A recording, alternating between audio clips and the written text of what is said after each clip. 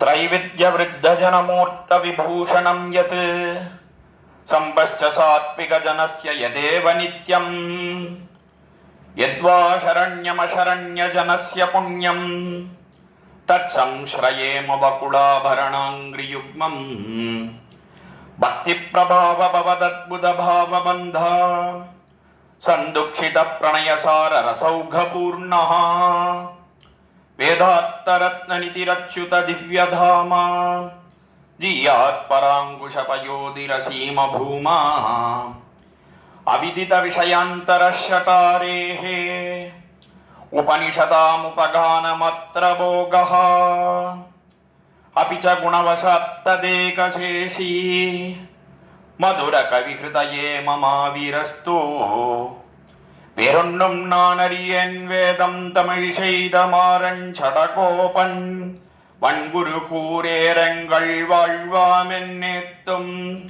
மதுர கவியாரென்மயாழ்வாரவரே அரண் ஸ்ரீமத்யை விஷ்ணு சித்தார்ய மனோநந்தன ஹேதவே நந்தநந்தன சுந்தர்யை கோதாயை நித்யமங்களம் श्रीमते रम्यजामातृमुनीन्द्राय महात्मने श्रीरङ्गवासिने भूयात् नित्यश्रीः नित्यमङ्गलम्. ஸ்ரீயப்பதியான சர்வேஸ்வரனாலே மயர்வரம் தினலம் அருளப்பெற்றவர்கள் ஆழ்வார்கள். ஆழ்வார்களுக்குள்ளே தலைவராக இருக்கக்கூடியவர் சுவாமி நம்மாழ்வார். இவருக்கு என்ன ஒரு தனிச்சிறப்பு என்னால், இவர் ஆழ்வார் கோஷ்டியிலேயும் சேர்ந்தவர், ஆச்சாரியர்கள் கோஷ்டியிலேயும் சேர்ந்தவர். ஆழ்வாராக இருந்து அனுபவத்தை பண்ணுகிறார், ஆச்சாரியராக இருந்து உபதேசத்தை பண்ணுகிறார் என்ன நாம் பார்க்கிறோம். அப்பேற்பட்ட நிகழற்ற பெருமையோட கூடின சுவாமி நம்மாழ்வார் அவருடைய திருவடித்தாமரகளிலே அச்சஞ்சலமான பக்தியை உடையவராக திகழ்ந்தார் ஸ்ரீமன் நாதமுனிகள் கொண்டாடப்படக்கூடிய ஆச்சாரியர். அந்த நாதமுனிகள்னு சொல்லக்கூடிய ஆச்சாரியர் நம்மாழ்வார் அவரை சாட்சாத்கரித்தார். யோக தசையிலே சாட்சாத்கரித்து 12,000 தடவை ஏகாசனத்திலே ஏகாக்கிர சித்தத்துடன் கண்ணினும் சிறுத்தாம்புன்னு சொல்லக்கூடிய திவ்ய பிரபந்தம், அந்த திவ்ய பிரபந்தத்தை சேவித்து 4000 பாசுரங்கள் என்ன, அதற்கு மேலே ரகசியார்த்தங்கள் என்ன, எல்லாவற்றையும் பெற்றார் ஸ்ரீமன் நாதமுனிகள் நம்மாழ்வாருடைய திருவடிவாரத்திலே என்று நாம் பார்க்கிறோம். அப்பேற்பட்ட பெருமையோட கூடின ஸ்ரீமன் நாதமுனிகளுடைய திருவடித்தாமரைகளை ஆசிரியத்தவர்கள் புண்டரீகாட்சர் என்று கொண்டாடப்படக்கூடிய சுவாமி உய்யக்கொண்டார். அவர் சித்திரை மாசத்திலே கிருத்திகா நட்சத்திரத்திலே திருவவதாரம் பண்ணினார். அவருடைய 1200வது சம்வத்சரம், அதாவது அவர் அவதரித்து 1200 வருஷங்கள் ஆச்சு. அந்த திருநட்சத்திர மகோத்சவத்தை தான் நாம் இப்பொழுது கொண்டாடி கொண்டிருக்கிறோம். பல பல மகனீயர்கள் இவ்விடத்தில் உபன்யாசங்கள் அதையெல்லாம் பண்ணி வருகிறார்கள் இந்த திருநட்சத்திர மகோத்சவத்துக்கு அங்கமாக. அதில் இன்றைய தினம் அடியேன் குருகூர் நம்பிப்பா என்கிற தலைப்பிலே 2 வார்த்தைகள் விண்ணப்பிக்க வேணும் என்ன ஸ்ரீமத் வேத மார்க்க பிரதிஷ்டாபனாச்சாரிய உபயவேதாந்த பிரவர்த்தகராய் எழுந்தருள் இருக்கக்கூடிய புத்தூர் ரகுராமன் சுவாமி பாலாஜி சுவாமியினுடைய திவ்யாக்னி, இந்த திவ்யாக்னியை சிறமேல் கொண்டு 2 வார்த்தைகள் இந்த கோஷ்டியில விண்ணப்பித்து சத்தை பெறலாம் தொடங்குகிறேன். அதுவும் குருகூர் நம்பிப்பான்னு சொன்னா அது எதை காட்டும் என்பதை மேலே பார்க்கலாம். இந்த குருகூர் நம்பிப்பா என்கிற திவ்ய பிரபந்தத்திலே அச்சஞ்சலமான ஈடுபாட்டை உடையவர் சுவாமி உய்யக்கொண்டார் என்ன நாம் பார்க்கிறோம். அதற்கு காரணம் என்ன அதை மேலே அனுபவிக்கலாம். அதெல்லாம் குருகூர் நம்பிப்பான்னு சொன்னா இது எதை காட்டும், எதனால இவருக்கு மிகச்சிறந்த ஈடுபாடு, அதாவது சுவாமி உய்யக்கொண்டார் அவருடைய திருநட்சத்திர மகோத்சவத்தை தானே நாம கொண்டாடிட்டு இருக்கோம். அவருக்கு ஏன் இந்த திவ்ய பிரபந்தத்திலே ஈடுபாடு என்பதனையும் மேலே நாம் இப்பொழுது அனுபவிக்கலாம். முதல்ல குருகூர் நம்பின்னு சொன்னா அது யாரை காட்டும்? திருக்குருகூர் சொல்லக்கூடிய திவ்ய தேசம் இந்த ஆழ்வார் திருநகரிக்கு பெயர். இந்த ஆழ்வார் திருநகரிக்கு நம்பி நம்பின்னு சொன்னா பரிபூர்ணன்னு அர்த்தம். எம்பெருமான நம்பின்னு கொண்டாடுறோம். திருக்குறுங்குடி நம்பி என்ன, திருக்குறுங்குடியிலே எழுந்தருள் இருக்கக்கூடிய எம்பெருமானை மங்களாசாசனம் பண்ணுகிறார் சுவாமி நம்மாழ்வார் தம்முடைய 5ஆம் பத்திலே 5ஆம் திருவாய்மொழியிலே எங்கனேயோ அன்னமீர்கால்னு தொடங்கக்கூடிய பதிகம். இப்படி நம்பி நம்பின்னு சொன்னா பரிபூர்ணன் என்ன அர்த்தம்? அதாவது எதனாலே பரிபூர்ணன் என்ன, ஞானத்தோடே கூடியிருக்கான், சக்தியோட கூடியிருக்கான், ஞான சக்திகளாலே பரிபூர்ணனாக இருக்கிறான். அதாவது பரிபூர்ணன்னு சொன்னா நிறைந்தவன், ஒரு குறையும் கிடையாது. ஆக இப்பொழுதோ குருகூர் நம்பின்னு சொன்னா அப்பொழுதோ திருக்குறுகூர்னு சொல்லக்கூடிய ஆழ்வார்த்தினரி, அந்த ஆழ்வார்த்தினரியிலே நம்பின்னு சொன்னா பரிபூர்ணனாக இருக்கக்கூடிய எம்பெருமான், அந்த திவ்ய தேசத்தை எம்பெருமான் பொலிந்து நின்ன ஆதிப்பிரான் என்கிற திருநாமத்தோட எழுந்தருளி இருக்கிறானே, அவனை தெரிவிக்கிறாரா இவ்விடத்திலே. ஏன்னா அவன் நம்பிதான், ஆனா அந்த நம்பியை காட்டிலும் நம்பி என்கிற விசேஷமான பிரசித்தமான பெருமை யாருக்கு ஏற்பட்டிருக்குன்னா அவனும் நம்பிதான்.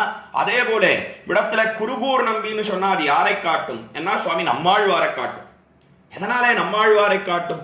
இப்படி நம்மாழ்வாரை எப்படி நம்பின்னு சொல்லலாம்? அவருக்கு என்ன பரிபூர்த்தி இருக்கு? என்ன, எம்பெருமானை போல ஞான சக்திகளாலே பரிபூர்ணராக இருக்கிறாரா நம்மாழ்வார் விசாரிப்போமே. ஆனால் இந்த காலத்தில் எம்பெருமானுக்கும் நம்மாழ்வாருக்கும் நடந்த ஒரு சம்வாதத்தை, அதாவது உரையாடல்னு தெரிவிக்கிறோமே, ஆங்கிலத்தில் சொல்றதுன்னா டயலாக்னு சொல்றோமே, அதை எடுத்து காட்டுகிறார்கள். அந்த சம்வாதமாக அமைந்திருக்கிறது அவருடைய ஒரு பெரிய திருவந்தாதி பாசுரம். 4 திவ்ய பிரபந்தங்கள், 4 வேத சாரமாக இருக்கக்கூடிய பாசுரங்களை எல்லாம் அனுகிரகித்தார் சுவாமி நம்மாழ்வார். அதுல ஒரு திவ்ய பிரபந்தம் தான் பெரிய திருவந்தாதி சொல்லக்கூடிய திவ்ய பிரபந்தம். 87 பாசுரங்களை கொண்டது. அதுல ஒரு பாசுரத்தில நம்மாழ்வார் எம்பெருமானை பார்த்து ஒரு கேள்வி கேட்டார். எம்பெருமானே, எனக்கு ஒரு சந்தேகம் இருக்கு, கேட்கலாமான்னார் நம்மாழ்வார். எம்பெருமான் பார்த்தான், என்ன ஆழ்வி, உமக்கு போய் சந்தேகமா? உமக்கு சந்தேகம்னு சொன்னா யாரால போக்க முடியும்? உமக்கு தான் நாம் விசேஷமாக மயர்வர மதிநலம் அருளி இருக்கிறோமே. அதாவது மயர்வுன்னு சொன்னா அஜ்ஞானம். இந்த அஜ்ஞானத்தை அடியோடு போக்கி மதிநலம்னு சொன்னா பக்தி ரூபா பண்ண ஞானம். இந்த ஞானத்தை நாம் உமக்கு கொடுத்திருக்கிறோமே. அப்படி இருக்கச்சே உமக்கே சந்தேகம்னு சொன்னா யாரால போக்க முடியும்? என்ன எம்பெருமான் தெரிவித்தான். இல்ல பெருமானே, நீர் என்னவோ மயர்வரமதி நலம் அருளினது வாஸ்தவம் தான், ஆனாலும் திடீர்னு ஒரு சந்தேகம் வந்தது, கேட்கலாமா உம்மிடத்துல என்ன ஆழ்வார் தெரிவித்தார். அதுக்கு என்ன நானா கேளுமே என்ன எம்பெருமான் தெரிவித்தான்.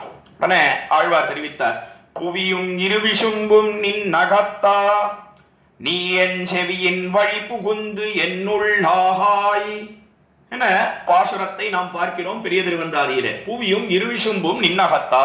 புவின்னு சொன்னா இந்த லோகம், இந்த லீலா விபூதி, தன்னுடைய விளையாட்டுக்காக எம்பெருமான் இந்த லோகத்தை வைத்துக் கொண்டிருக்கிறான். அதற்கு மேலே இருவிசும்புன்னு சொன்னா பரமபதம். இந்த ரெண்டுமே எம்பெருமானுக்கு சொத்தா இருக்கு. புவியும் இருவிசும்பும் நின் அகத்தா என்ன, எல்லாவற்றுக்கும் தலைவனாக இருக்கக்கூடியவன், நிர்வாகனாக இருக்கக்கூடியவன் எம்பெருமான். எம்பெருமானே, நீ எல்லாத்துக்கும் தலைவனா இருக்காய். அப்படிப்பட்ட நீ என்ன பண்ணினாய் என்னால்? நீ என் செவியின் வழி புகுந்து என்னுள்ளாய் என்ன ஆழ்வார் சொல்றார். என்னுடைய செவி வழியாக புகுந்து, காது வழியாக புகுந்து என்னுடைய நெஞ்சிலே ஸ்தாவர பிரதிஷ்டையாக நிற்கிறாய். அங்க விட்டு பதச்சலனம் பண்ணல, எங்கேயும் போகல. அப்பேற்பட்ட உன்னையே நான் அடக்கி கொண்டிருக்கேன். 2 லோகம் உபய விபூதி யுக்தனாக இருக்கிறான் எம்பெருமான். லீலா விபூதி என்ன, அதே போல பரமபதம் என்ன, எல்லாம் எம்பெருமானுக்குள்ளே அடங்கி இருக்கு. அப்பேற்பட்ட பரபிரம்மஸ்வரூபனாக இருக்கக்கூடிய எம்பெருமான் அவன் ஆழ்வாருடைய காது வழியாக புகுந்து ஆழ்வாருடைய ஹிருதயத்திலேயே இருக்கிறான்னு சொன்னா நீ பெரியவனா நான் பெரியவனா? என்ன, இதுதான் கேள்வி. கேள்வியை கேட்டார் எம்பெருமானை பார்த்து ஆழ்வார். அக்காலத்திலே எம்பெருமான் நடுங்கி போயிட்டான். என்ன ஆழ்வீர், இத்தனை காலம் என்ன பெரியவன் பெரியவன் நீர் தான் சொல்லிட்டு இருந்தீர், வேதம் வேதாந்தம் அதெல்லாம் தெரிவிக்கக்கூடிய பிரக்கிரியை, இந்த பிரமாணங்களை எல்லாம் கொண்டு சொன்னி என்னமோ திடீர்னு அப்படியே மாத்தி விட்டீர, நீ பெரியவனா நான் பெரியவனான்னு கேட்கிறீரே, உனக்கு என்ன ஆச்சு போய் என்ன எம்பெருமான் கேட்க உடனே ஆழ்வார் சொன்னார், அதான் பாசுரம் பாடி இருக்கேனே எம்பெருமானே, வேணா சாட்சி கேட்கலாமா? அதுக்கு என்ன கேட்கலாமே என்ன எம்பெருமான் தெரிவித்தான். சாட்சி என்னை சேர்ந்தவர்களாக இருக்க வேண்டாம், தட்டஸ்தர்கள் அதாவது நடுநிலையிலே நிற்கக்கூடியவர்கள் அவர்களாகவும் இருக்க வேண்டாம், உன்னை சேர்ந்தவர்களாகவே இருக்கட்டும், உன் பட்சத்திலே விழக்கூடியவர்களாகவே இருக்கட்டும். யாரை கேட்கலான்னா திருவாழியாழ்வான் தான், சக்கரத்தாழ்வான் தான். சக்கரத்தாழ்வானை கேட்போமா? கேட்டா அவர் என்ன சொல்லுவார்? அதுக்கு என்ன கேட்கலாமே என்ன எம்பெருமான் கேட்டா என்ன சொல்லுவார்? கட்டாயம் என்னைத்தான் பெரியவன்னு சொல்லுவார். பாசுரத்தை அப்படி அமைத்திருக்கிறார் ஆழ்வார் பெரிய திருவந்தாதியிலே. அவிவின் நீ யான் பெரியன் நீ பெரிய என்பதன யார் அறிவார் உன்பருகு நேமியாயுள்ளு என்ன நாம் பாசுரத்தை மேலே பார்க்கிறோம் பெரிய திருவந்தாதியிலே. சந்தேகமே இல்லாமல் நான் தான் பெரியவன், நீ பெரியவன்றத யார் ஒப்புக்கொள்வாப்பா? ஒரு நாள் யாரும் இசையவே மாட்டார்கள், ஒப்புக்கொள்ளவே மாட்டார்கள் என்ன தெரிவித்தார் அக்காலத்திலே ஆழ்வார் எம்பெருமானை பார்த்து. கேட்டான், எம்பெருமானுக்கு ரொம்ப சந்தோஷம். எம்பெருமான் என்ன ஆசைப்படுறான் என்ன? எம்பெருமான் இந்த சேதனனுக்கு ஜீவாத்மாவுக்கு தாழ நிற்க வேணும்னு தான் ஆசைப்படுறான். ஆனா நாம என்ன பண்றோம் என்ன?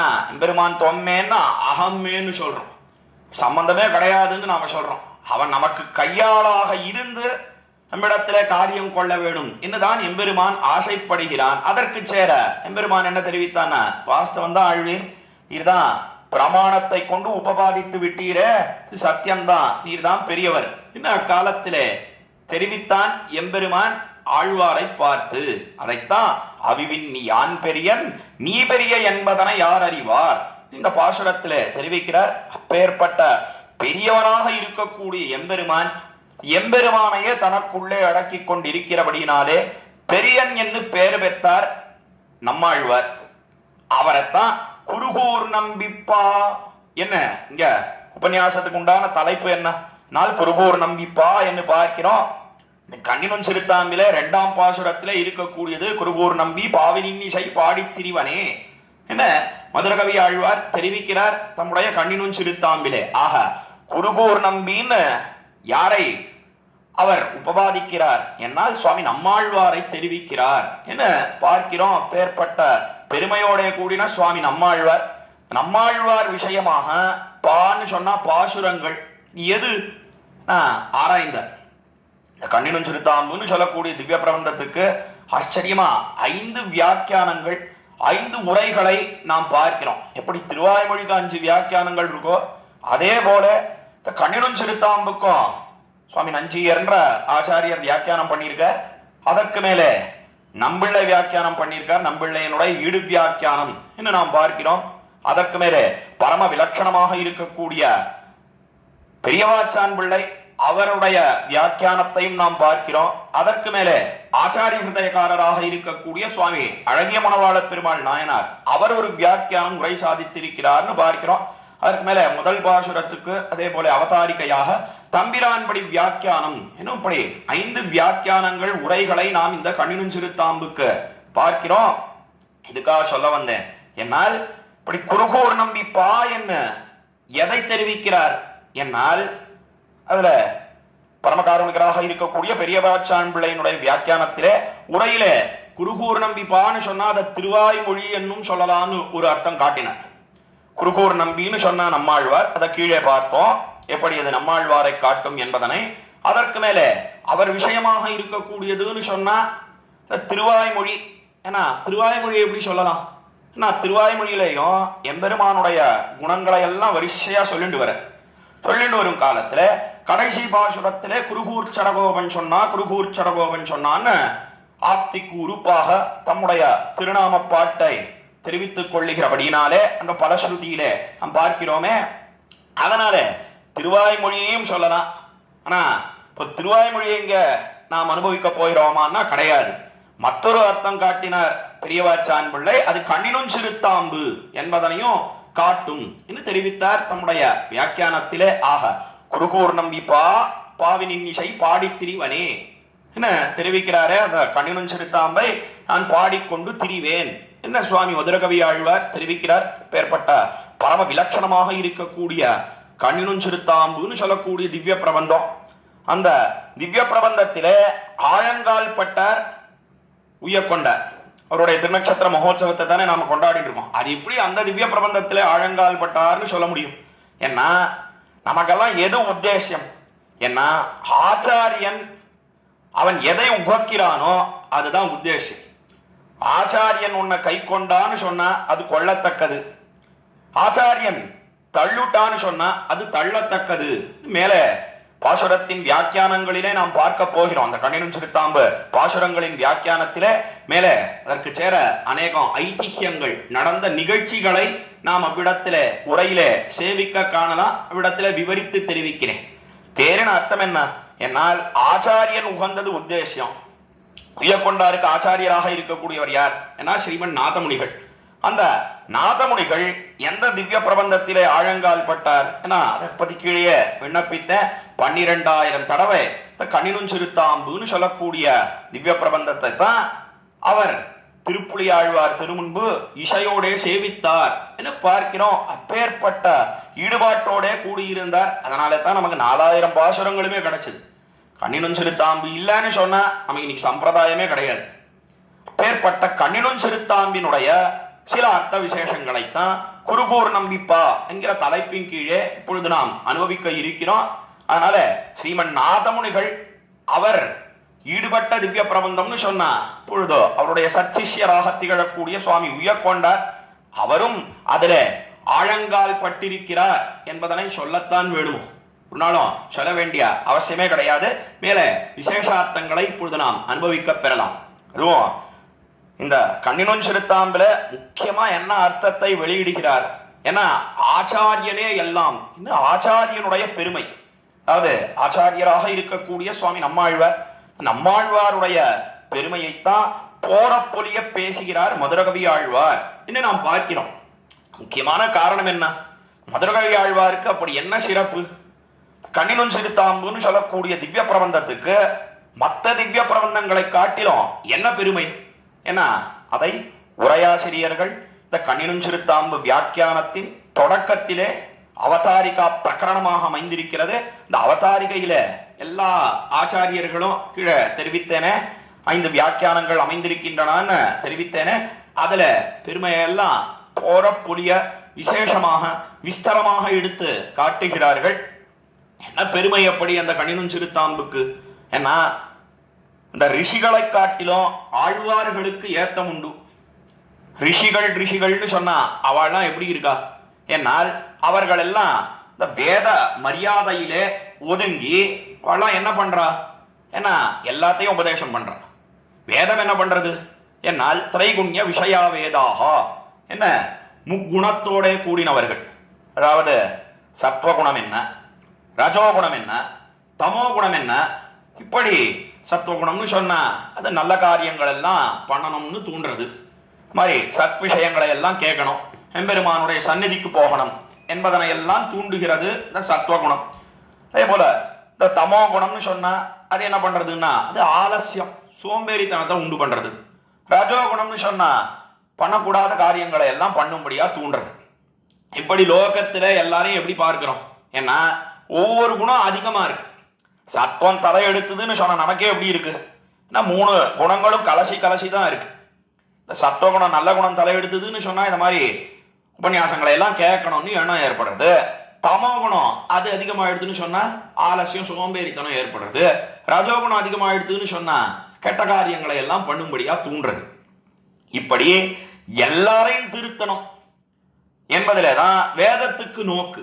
அதனால வேதம் என்ன பண்றதுன்னா எல்லா புருஷார்த்தங்களையும் சொல்றது. அதாவது ஐஸ்வர்யம் என்ன, அதே போல ஐஸ்வர்யம்னு சொன்னா மற்ற இதர விஷயங்கள் இந்த தானே வேணும் நம்ம ஆசைப்படுறோம். இந்த ஐஸ்வர்யம் என்ன, அதற்கு மேலே ஆத்மானுபவம் பண்ணணுமா? அதாவது கைவல்ய நிஷ்டனாக இருக்கிறானே கேவலன்னு சொல்லக்கூடியவன், அவன் ஆத்மா தன்னைத்தானே அனுபவிக்க வேணும்னு நினைக்கிறான். அது பண்ணணுமா? அதற்கும் உபாயங்களை சொல்றது, வழிகளை சொல்றது. அதற்கு மேலே எம்பெருமானை பற்றி அவனுக்கு கைங்கரியம் பண்ணணுமா? மோட்சம் வேணுமா, விடுதலை வேணுமா, அதுக்கும் வழியை சொல்றது வேதம். இப்படி வேதத்திலே உண்ணி இருந்தார்கள் ரிஷிகள். அதனால அவள்லாம் என்ன பண்ணினா, எல்லாத்தையும் கலசி கலசி தான் சொன்னான். அந்த ரிஷிகளை காட்டிலும் ஆழ்வார்களுக்கு உண்டான தனிச்சிறப்பு என்ன? என்னால் ஆழ்வார்கள் அவர்களுடைய பாசுரங்களிலே எல்லாம் தியாஜ்யம் தியாஜ்யம்னு சொல்ற, ஐஸ்வர்யம் தியாஜ்யன்றா, அதற்கு மேலே தெரிவறிய அளவில்லா சித்தின்பம், என்ன ஆத்மா தன்னைத்தானே அனுபவிப்பது இருக்கிறதே அது மிகவும் தாழ்ந்தது சித்தின்பம் என்னெல்லாம் ஆழ்வார்கள் தெரிவித்த எதை முக்கியமா சொல்ற? ஏன்னா எம்பெருமானுடைய திருவடிவாரத்திலே கைங்கரியம் பண்ணுவதிருக்கிறதே அதுதான் பரம புருஷார்த்தம், அதுதான் உயர்ந்த புருஷார்த்தம். புருஷார்த்தம் புருஷார்த்தம்னு சொன்ன பலம். புருஷன் எதை அர்த்திக்கிறானோ ஆசைப்படுகிறானோ அதற்கு புருஷார்த்தம்னு பெயர். அது பலம்னு சொன்னாலும் பேருன்னு சொன்னாலும் லாபம்னு சொன்னாலும் எல்லாம் ஒரே அர்த்தத்தை தான் காட்டும். அப்படி பரமபுருஷார்த்தம் இது என்னால் எம்பெருமானுக்கு கைங்கரியம் பண்றது. சரி, எம்பெருமானுக்கு கைங்கரியம் பண்றதுன்னு சொன்னா அதற்கு உபாயம் யார்? எம்பெருமானே தான் உபாயம். அவனை அடைவதற்கு அவன் தான் வழியா இருக்கான் என்பதனை ஆழ்வார்கள் பாசுரங்களிலே பறக்க தெரிவிக்கிறார்கள். எத்தனை திருவாய்மொழிகள் சுவாமி நம்மாழ்வார் வீடு சொன்னால் உரு கொண்டான்னு சொல்லக்கூடிய 4 முக்கியமான திருவாய்மொழிகள். அகங்காரம், மமகாரம், ஐஸ்வர்யம் எல்லாம் தியாஜ்யம், எல்லாம் விடத்தக்கது விடத்தக்கதுன்னு உபதேசம் பண்ற. அதற்கு மேலே வன்புகழ் நாரணன் திண்கடல் சேரே என எம்பெருமானை அடைவதற்கு அவனுடைய திருவடித்தாமர்கள் தான் வழி. அதற்கு மேலே அடைந்து பண்ண வேண்டியது என்ன? என்னால் ஒழிவில் காலமெல்லாம் உடனாய் மன்னி வழிவிலா அடிமை செய்ய வேண்டும், நான் அடிக்கீழ் அமர்ந்து புகுந்தேனே. இப்படியெல்லாம் உபதேசம் பண்றார். எம்பெருமானுடைய திருவடித்தாமர்களிலே புகுந்து அவனுக்கு கைங்கரியம் பண்ணணும். அதுவும் எத்தனை காலம் பண்ணணும்? ஒழிவில் காலமெல்லாம் யாவதாத்ம பாவி, ஆத்மா இருக்கிற பரியந்தான் அவனுக்கு கைங்கரியம் பண்ண வேணும், அவனுக்கு பரிச்சரியை பண்ண வேணும், தொண்டு புரிய வேணும். இதுதான் உயர்ந்த புருஷார்த்தம்னு உபதேசம் பண்ணி அனுஷ்டித்தும் காட்டினார்கள் என்ன நாம் பார்க்கிறோம். அதனாலே ரிஷிகளை காட்டிலும் ஆழ்வார்களுக்கு ஏத்தம் உண்டு. ஆனா அந்த ஆழ்வார்களையும் மதுரகவி ஆழ்வார்களையும் ஒப்பிட்டு பார்க்கும் பொழுது மதுரகவி ஆழ்வார் அவர் என்ன உபதேசம் பண்றார்? என்ன ஆழ்வார்கள் முக்கியமா நம்மாழ்வார் தலைவராக இருக்கக்கூடியவர் குருகூர் நம்பி, அவர் தானே இந்த கண்ணின் சிறுத்தாம்புக்கே விஷயமாக இருக்கக்கூடியவர். அந்த நம்மாழ்வார் அவர் பிரதம பருவத்திலே உண்ணி இருந்தார். மதுரகவி ஆழ்வார் சரம பருவத்திலே உண்ணி இருக்கிறார். என்ன வியாக்கியாதாக்கள் உரையாசிரியர்கள் எடுத்து காட்டினார்கள். அதாவது பிரதம பருவம்னு சொன்னா முதல் அடி, சரம பருவம்னு சொன்னா அது கடைசி அடி. பிரதம பருவம்னு சொன்னா யாருன்னா எம்பெருமான். எம்பெருமானுடைய திருவடித்தாமர்களிலே உண்ணி இருந்தார் நம்மாழ்வார். மதுரகவி ஆழ்வார் அவர் சரம பருவம்னு சொன்னா அது ஆச்சாரியனே எல்லாம், நம்மாழ்வாரையே எல்லாமாக கொண்டார். நல்ல பாசுரத்திலே தேவுமத்தரியன் குருகூர் நம்பி பாவினின் இசை பாடி திரிவனே என பாசுரத்தை நாம் அனுபவிக்க இருக்கிறோம். அப்படி நம்மாழ்வாரையே எல்லாமாக கொண்டார் என்ன நாம் பார்க்கிறோம். அதுதான் ஆழ்வார்களுக்கும் கிமான் நம்மாழ்வாருக்கும் மதுரகவி ஆழ்வாருக்கும் உண்டான வாசி என்ன உரையாசிரியர்கள் கண்ணினும் சிறுத்தாம்பு வியாக்கியானத்திலே எடுத்து காட்டுகிறார்கள். அப்பேற்பட்ட பெருமையோடு கூடினவர் மதுரகவி ஆழ்வார். அவராலே அனுகிரகிக்கப்பட்ட கண்ணினும் சிறுத்தாம்புன்னு சொல்லக்கூடிய திவ்ய பிரபந்தத்துக்கு அதுதான் பெருமை, அதுதான் ஏத்தம். வேதம் அனந்தாவை வேதாகான்னு கணக்கற்றதாக இருக்கிறது, எல்லையே கிடையாது. அதற்கு மேலே திருவாய்மொழின்ற திவ்ய பிரபந்தத்தை எடுத்துட்டாலும் எம்பெருமான் விஷயமா இருக்கு. எம்பெருமானுடைய குணத்திலே நோக்காக இருக்கிறது. அவனுடைய குணங்களைத்தான் விசேஷமாக உபதேசம் பண்ணுகிறார் சுவாமி நம்மாழ்வார். அதுவும் எப்படி இருக்குன்னா 1102 பாசுரங்கள் கொண்டதா இருக்கு. அதை காட்டிலும் கண்ணினும் சிறுத்தாம்பு 11 பாசுரங்கள் தான். இந்த 3ஐயும் எப்படி பிரித்து காட்டினார், வகுத்து காட்டினார் வியாக்கியாதா உரையாசிரியர் என்னால் வேதம் இருக்கு, எல்லையற்றதா இருக்கு. அந்த வேதத்தினுடைய சாரம் திருவாய்மொழி. இந்த திருவாய்மொழியினுடைய சாரமாக அமைந்தது தான் இந்த கண்ணினும் சிறுத்தாம்பு என காட்டுகிறார் உரையாசிரியர். ஆக வேதம், அந்த வேதத்தை சங்கிரகமாக வடித்தார் நம்மாழ்வார். அது 1102 பாசுரங்கள் கொண்ட திருவாய்மொழின்னு பார்க்கிறோம். அந்த 1102 பாசுரங்களையும் சங்கிரகமாக வடித்து 11 பாசுரங்கள் கண்ணினும் சிறுத்தாம்புன்னு சொல்லக்கூடிய திவ்ய பிரபந்தம் மூலமாக நமக்கு அர்த்தங்களை எல்லாம் உபதேசம் பண்ணுகிறார் மதுரகவி ஆழ்வார். என்ன அவருடைய பெருமை, என்ன அந்த திவ்ய பிரபந்தத்தினுடைய சீர்மை என்று கொண்டாடுகிறார்கள் நம்முடைய பூர்வாச்சாரியர்கள். ஆக 11 பாசுரங்களை எப்படி வடித்து கொடுக்க முடியும்? எம்பெருமானுடைய குணங்களை சொல்றார் ஆழ்வார். இவர் நம்மாழ்வாருடைய பெருமையை பேசுறார் இந்த 11 பாசுரத்துல. அப்படி இருக்கச்சே திருவாய்மொழியினுடைய சாரம் இந்த கண்ணினும் சிறுத்தாம்பு எப்படி சொல்ல முடியும்? ஏன்னா ஆழ்வார் நம்முடைய திருவாய்மொழியில எம்பெருமானுடைய குணங்களை எல்லாம் பேசிட்டு வரைச்ச முக்கியமா அந்த எம்பெருமானுடைய திருவடிவாரத்துல கைங்கரியம் அதை பத்திலாம் சொல்லியிருக்கார். ஆனா அதை காட்டிலும் எம்பெருமானுடைய அடியார்கள் ததிய சேஷத்துவம்னு சொல்றோமே, அதாவது ததியர்கள்னு சொன்னா எம்பெருமானை பத்தினவர்கள், அவருக்கு அடிமைப்பட்டு இருப்பது, சேஷபூதர்களாக இருப்பது, அத முக்கியமா பயிலும் சொடரொளி நெடுமார்க்கடிமை என்கிற திருவாய்மொழிகள் 3ஆம் பத்தில 7ஆம் திருவாய்மொழி என்ன, 8ஆம் பத்தில 10ஆம் திருவாய்மொழி என்ன, அதுல எல்லாம் விவரித்து காட்டுகிறார் சுவாமி நம்மாழ்வார். அதை முக்கியமாக கொண்டு தான் அதில் இருக்கக்கூடிய அர்த்தங்களை எல்லாம் சாரமாக வடித்த கண்ணினும் சிறுத்தாம்பிலே விண்ணப்பம் பண்ணுகிறார் மதுரகவி ஆழ்வார். அப்பேற்பட்ட பெருமையோட கூடினது இந்த கண்ணினும் சிறுத்தாம்பு. என்ன நாம் பார்க்கிறோம், அதுவும் மதுரகவி ஆழ்வாரை யாருக்கு சமமாக சொல்ல முடியும்? ஏன்னா விசேஷமாக வியாக்கியானத்திலே உரையாசிரியர்கள் எடுத்து காட்டுகிறார்கள். ஸ்ரீ சத்ருக்ன ஆழ்வான் எப்படி எழுந்தருளி இருந்தானோ சத்ருக்ன ஆழ்வானுக்கு ஒப்பாக மதுரகவிகளை சொல்ல முடியும் என்று காட்டுகிறார்கள் உரையாசிரியர்கள். சத்ருக்ன ஆழ்வான் எப்படி இருந்தான்? ஏன்னா ஸ்ரீராமாயணத்திலே எம்பெருமான் இந்த ஸ்ரீராமாயண புருஷர்கள் என்ன 4 வரை நாம் பார்க்கிறோமே, ராமன் என்ன, பரதன் என்ன, லக்ஷ்மணன் என்ன, சத்ருக்னன் என்ன, அவர்கள் அவதரித்ததற்கே காரணம் என்ன, பிறந்ததற்கே காரணம் என்ன? ஏன்னா 4 தர்மங்கள் 4 தர்மங்களை அனுஷ்டித்து காட்ட வேணும் என்பதற்காகத்தான் இங்க எம்பெருமான் தன்னை 4ஆக வகுத்து கொண்டு வந்து திருவவதாரம் பண்ணினான், பிறந்தான் என்று பார்க்கிறோம். ராமனாக அவதரித்தான். சாதாரண தர்மம். சாதாரண தர்மம் என்ன? என்ன பெரியவர்கள் சொல்றத கேட்கறது, தகப்பனார் அப்பா சொல்றத கேட்கறது. அந்த காலத்திலே இல்லாம இருந்துதான். அப்பா சொல்றத பையன் கேட்பது என்பது அந்த காலத்திலே இல்லை.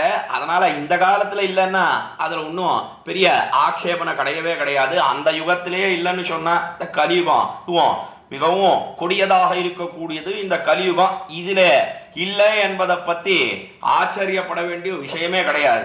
அப்படி அந்த எம்பெருமான் ராமனாக அவதரித்து பித்ருவாக்கிய பரிபாலனம் பண்ணினான். அதாவது தகப்பனார் சொல் பேச்ச கேட்டான், அதே போல பெரியவர்கள் அவர்கள் சொல்வதையெல்லாம் கேட்டான் என்று பார்க்கிறோம். இது சாதாரண தர்மம், இதை அனுஷ்டித்து காட்டினான் எம்பெருமான்.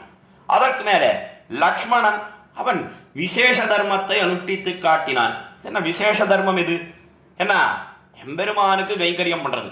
அதாவது அண்ணனான சக்கரவர்த்தி திருமகனுக்கு ராமபிரானுக்கு அகம் சர்வம் கரிஷ்யாமி என்ன சர்வ விதமான கைங்கரியங்களையும் பண்ணினான்.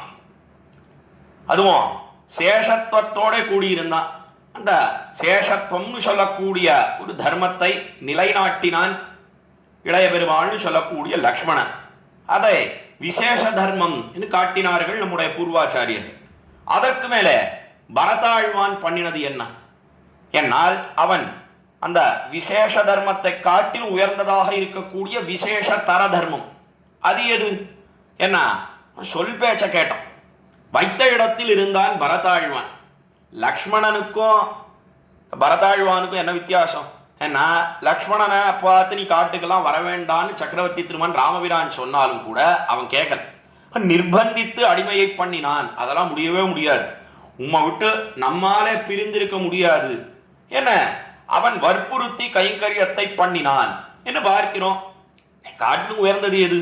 என்னால் ராமபிரான் நீ 14 வருஷம் இங்கே இருந்து பாதுகைக்கு பரதந்திரனாக இருந்து வசப்பட்டவனாக இருந்து ராஜ்யத்தை பரிபாலனம் பண்ண வேணும் என்ன எம்பெருமான் ஆக்ஞையிட அதை சிரமேல் கொண்டு நிறைவேற்றினான் பரதாழ்வான். எவ்வளவு அவப்பேரெல்லாம் அவனுக்கு ஏற்பட்டது.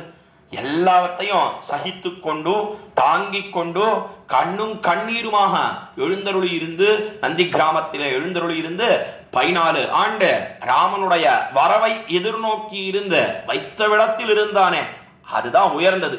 அதை பாரதந்திரியம் என்று காட்டினார்கள். பாரதந்திரியம்னு சொன்னா பரதந்திரப்பட்டிருப்பது, வசப்பட்டிருப்பது, சொல் பேச்சு கேட்கிறது. அதை அனுஷ்டித்தான். அதை விசேஷ தர தர்மம் என்று கொண்டாடினார்கள் நம்முடைய பூர்வாச்சாரியர்கள். அதற்கு மேலே ஸ்ரீ சத்ருக்னாழ்வான் பண்ணினது என்ன, அனுஷ்டித்து காட்டினது என்ன, அவன் எதை கடைபிடித்தான், அதுதான் மிகவும் உயர்ந்ததாக இருக்கக்கூடிய விசேஷ தம தர்மம் என்று கொண்டாடினார்கள் நம்முடைய பூர்வாச்சாரியர்கள். அதாவது அவன் எதை நிலைநாட்டினான் என்னால் அவன் ராமனை அல்லது அறியாத பரதனை அல்லது அறியாதவனாக இருந்தான். பாகவத சேஷத்துவத்திலே அவன் நிலை நின்னான் என்ன பார்க்கிறோம். அதுதான் மிகவும் உயர்ந்தது. யாருக்கு கைங்கரியங்களை எல்லாம் பண்ணினான் ஸ்ரீ சத்ருக்னாழ்வான் என்னால் பரதாழ்வானுக்கு எல்லா அடிமைகளையும் பண்ணினான்.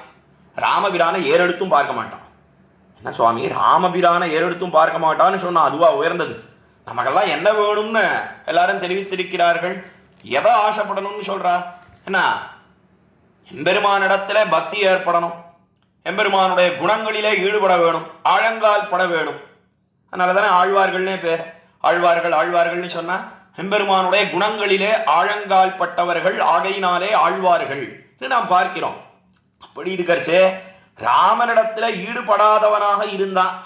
அதுதான் உயர்ந்தது, அதுதான் மிகச்சிறந்த தர்மம். அதை அனுஷ்டித்து காட்டினான் ஸ்ரீ சத்ருக்னாழ்வான்னு சொன்னா எப்படி சேரும்? ஏன்னா அதை எடுத்து ஒரு ஸ்லோகத்தை எடுத்து, அதுவும் அயோத்தியா காண்டத்தில் இருக்கக்கூடிய முதல் ஸ்லோகத்தை எடுத்து நம்முடைய பூர்வாச்சாரியர்கள் இவ்விடத்தில் உரையாசிரியர்கள் எடுத்து காட்டுகிறார்கள். கச்சதா மாதுல குலம் பரதேன ததா அனகஹா சத்ருக்னோ நித்ய சத்ருக்னஹா நீத பிரீத்தி புரஸ்கிருதஹா என்கிற ஸ்லோகத்தை எடுத்து உரையாசிரியர்கள் இவ்விடத்தில் வியாக்கியானம் பண்ணுகிறார்கள். சுவாமி, கண்ணினும் சிறுத்தாம்ப பற்றி பேசுறேன்னு ஆரம்பிச்சுட்டு குருகூர் நம்பிப்பான்னு சொன்னீர். சொல்லிட்டோம், மதுரகவி ஆழ்வார் பெருமையை பற்றி தானே பேசணும். எதனாலே ஸ்ரீ சத்ருக்ன ஆழ்வானை பற்றி இங்கே எடுத்து சொல்றீர்னா அடியேன்னு சொல்லலை, வியாக்கியாதாக்கள் உரையாசிரியர்கள் எடுத்து காட்டுகிறார்கள். ஏன் எடுத்து காட்டுறான்னா ஸ்ரீ சத்ருக்ன ஆழ்வானை போலத்தான் மதுரகவி ஆழ்வாரும் எழுந்தருளி இருக்கிறார். என்ன இவ்விடத்துல 2 பேருக்கும் உண்டான சாமியத்தை எடுத்து காட்டுகிறார்கள் நம்முடைய உரையாசிரியர்கள். ஸ்ரீ சத்ருக்னாழ்வான் எப்படி இருந்தான் என்னால் கச்சதா மாதுல குலம் பரதேன ததா அனகஹா என்ன புறப்பட்டான். 4 பேரும் கல்யாணம் ஆச்சு. ராமன், லக்ஷ்மணன், பரதன், சத்ருக்னன் 4 பேருக்கும் திருமணம் ஆச்சு, கல்யாணம் ஆச்சு. ஆன உடனே பரதாழ்வான் அவன் 12 வருஷ காலம் தன்னுடைய மாமாவினுடைய கிரகம், மாமா யுதாஜித்துன்னு கேக்கைய நாட்டில் இருக்கான். அவனுடைய கிரகத்துக்கு வீட்டுக்கு புறப்பட்டு அவன் போக போறான். பின்னாலேயே போனா ஸ்ரீ சத்ருக்னாழ்வான். அதைத்தான் கச்சதா மாதுல குலம் பரதேனா. என்ன அவனுக்கு ஏதாவது பிரயோஜனம் உண்டா? என்ன சத்ருக்னாழ்வான் எதுக்காக போனோம்? அவன் என்ன அழைத்தானா? மாமா யுதாஜித்து அவன் மருமகனாக இருக்கக்கூடிய பரதனைத்தான் அழைத்தான். சத்ருக்னாழ்வான் எல்லாம் அழைக்கல. அவனுக்கு ஏதாவது பிரயோஜனம் உண்டா?